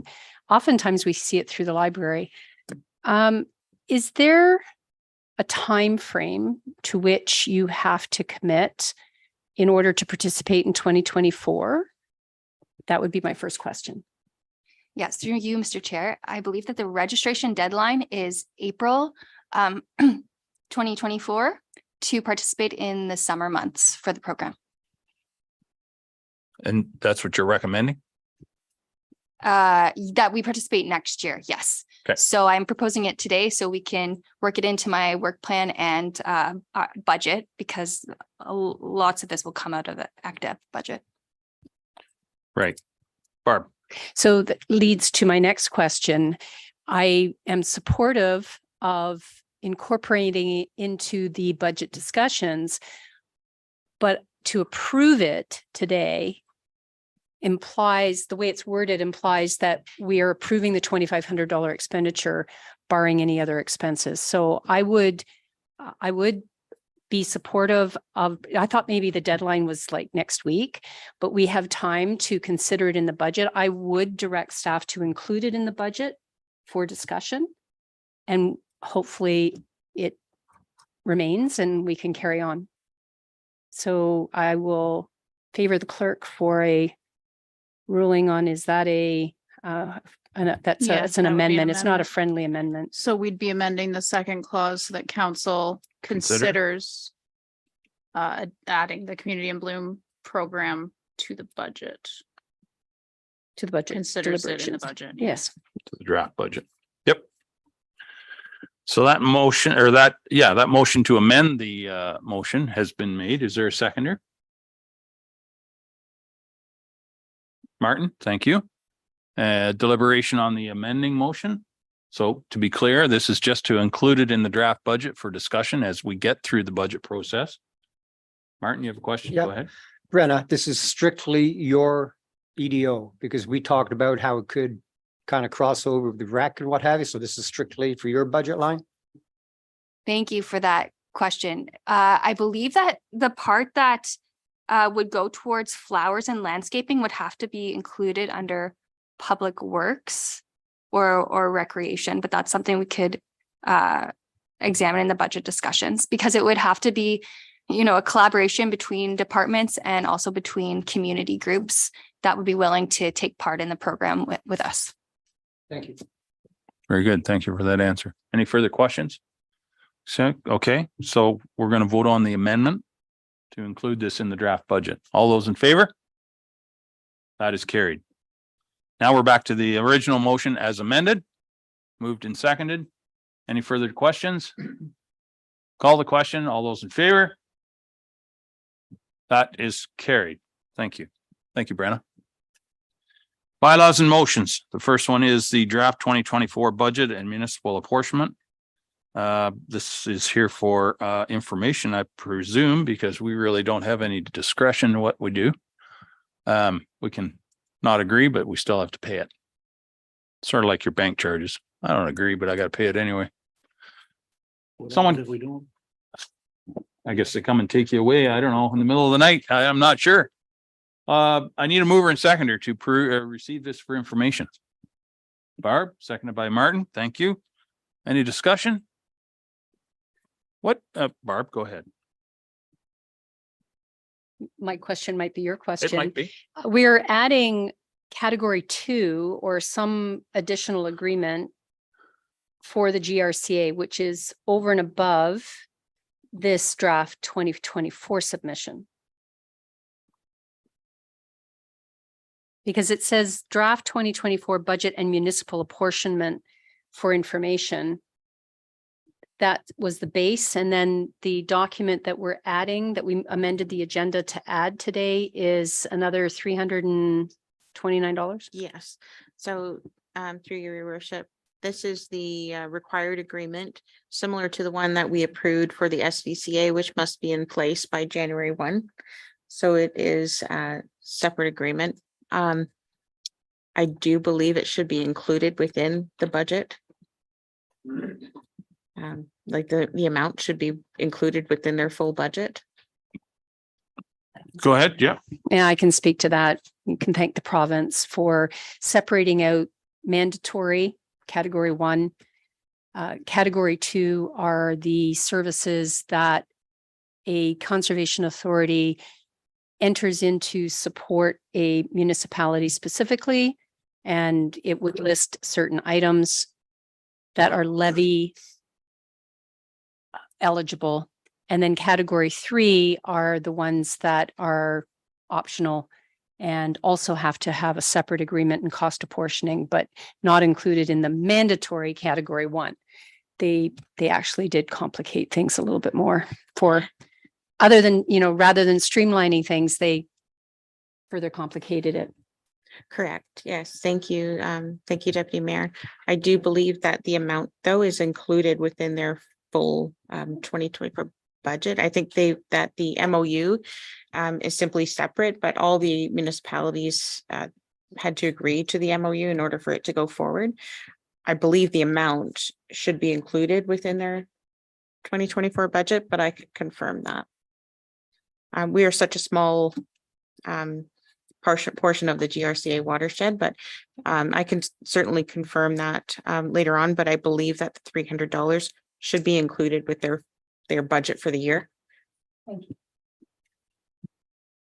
While noting that the $300 represents a 7.4% increase of our share.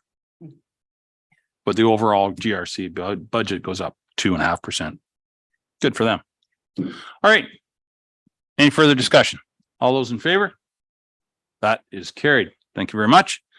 Next one is bylaw regarding purchase and sale agreement. No, we have the bylaw that we amended. That was just to receive their budget as information. And Okay. then we need a motion for the bylaw.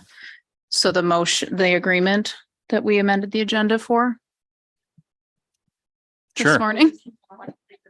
Yeah, so the Oh, bylaw would this be. is the bylaw. Be it that we- resolved that bylaw 2023-107 being a bylaw to authorize a memorandum of understanding with the Grand River Conservation Authority be read a first, second, and third time. Finally passed, signed by the mayor and the clerk, sealed with the seal of the corporation and entered into the bylaw book. Let all know across Yes. the lands that this is why she is clerk. I thought it was a. So I need a mover and a seconder. Barb and Martin, thank you. Any discussion? All those in favor? That is carried. Thank you. You're good to go. now. Okay, I'm good to go. Thank you. Moving on with bylaw purchase and sale agreement. Basil, is that how that is pronounced? Basile. Basile, sorry. I need a mover and seconder to approve this bylaw. Jace, Jim and Barb. Madam Clerk or Dina, who's Madam CAO? Thank you, Your Worship. This is to purchase a small piece of property within the Eco Park Phase 2 development that had not been transferred many, many years ago. And so we had to track down the estate of the owners and some of the current owners. And we have come to an agreement to purchase that piece of property, which the road will actually be going right through. So we need this in order to do that development. All right. Thank you very much, Dina, for that. Are there any questions about this? Barb? Just to refresh through you, Mayor Milne, this is the bypass road from Highway 10 to the Eco Park, that is the one that we've been waiting for. That is correct. Okay, call the question. All those in favor? That is carried. Thank you very much. Thank you, Dina. Notice of motion. Okay, no consent items, regular business is there. There are two items under regular business. Does anyone wish any of those removed for further discussion? Mayor Mel, not to be removed, but just to make a comment. All right, on- I'll just get a mover and seconder first and then Barb and Joan. Good. Okay, Joan, go ahead. Thank you, Mr. Mayor. Item number 11.1.2. Thank you, Fire Chief, for the very important and beneficial report. I read it in its entirety, and now I have a better understanding of the lithium battery awareness.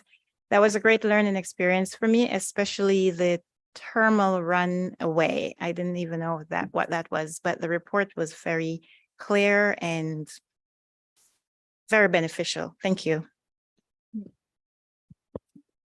Indeed. Indeed. Any other questions, discussion, Barb? I only wish to ask a question with regard to the Ontario Municipal Partnership Fund 11.1.1. Are we on track through you, probably to the CAO? Are we on track to finalize our financial information return so that we can get caught up and be on track for 2024? Because OMP funding is so critical. Yes. Thank you, Deputy Mayor, for that question. We are in the last legs of our audit. And KPMG will be preparing the first. So we are on track. And as long as we can get those final items done, hopefully this week, KPMG can finalize. But being a little late is not going to affect us. It's okay. As I understood, as you explained it, the money will still come. It's just held back pending the financial information return or the FIR.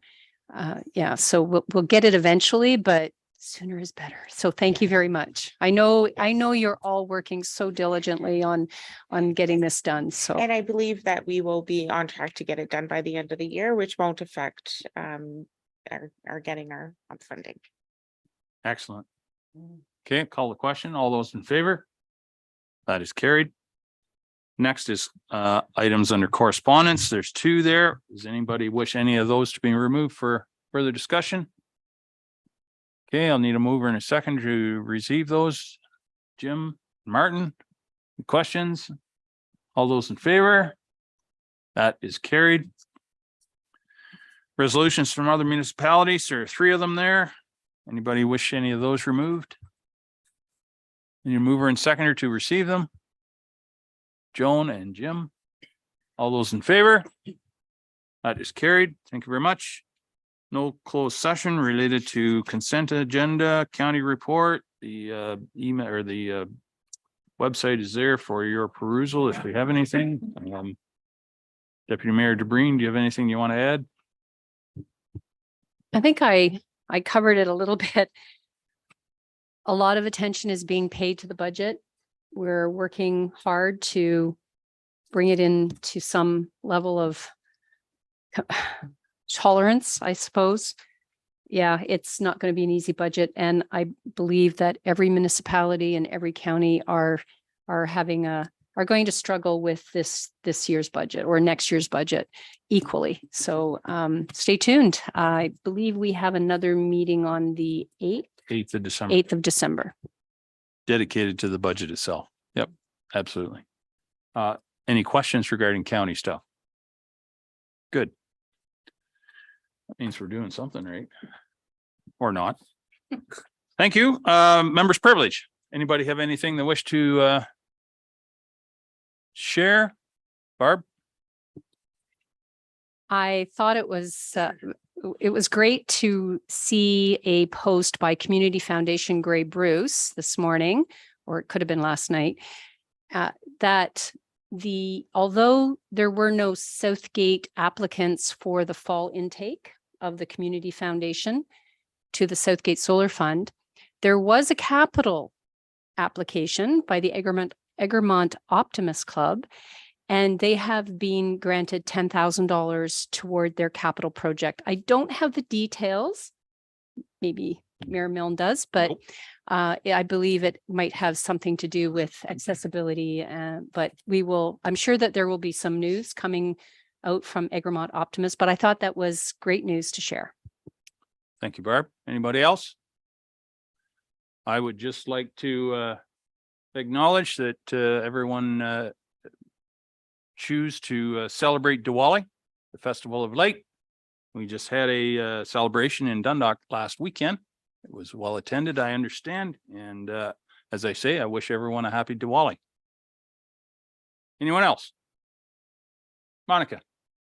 Yes, thank you, Mayor Millen, for saying that. Yes, Rise Up In-Store Community, we did put on the first Diwali celebration, from my understanding historically, and it was well attended, as you mentioned. We had 10 dignitaries that came in present and or sent their sentiments and remarks, including yourself, which was very well received. Thank you for that. And with Diwali being being celebrated rather, Diwali and Southgate showcased really a vibrant South Asian culture shared by all, and just highlighted the power of community, which is a real testament to what Rise Up In-Store Community stands for with Grey Bruce at South Asian Association as one of the program deliveries.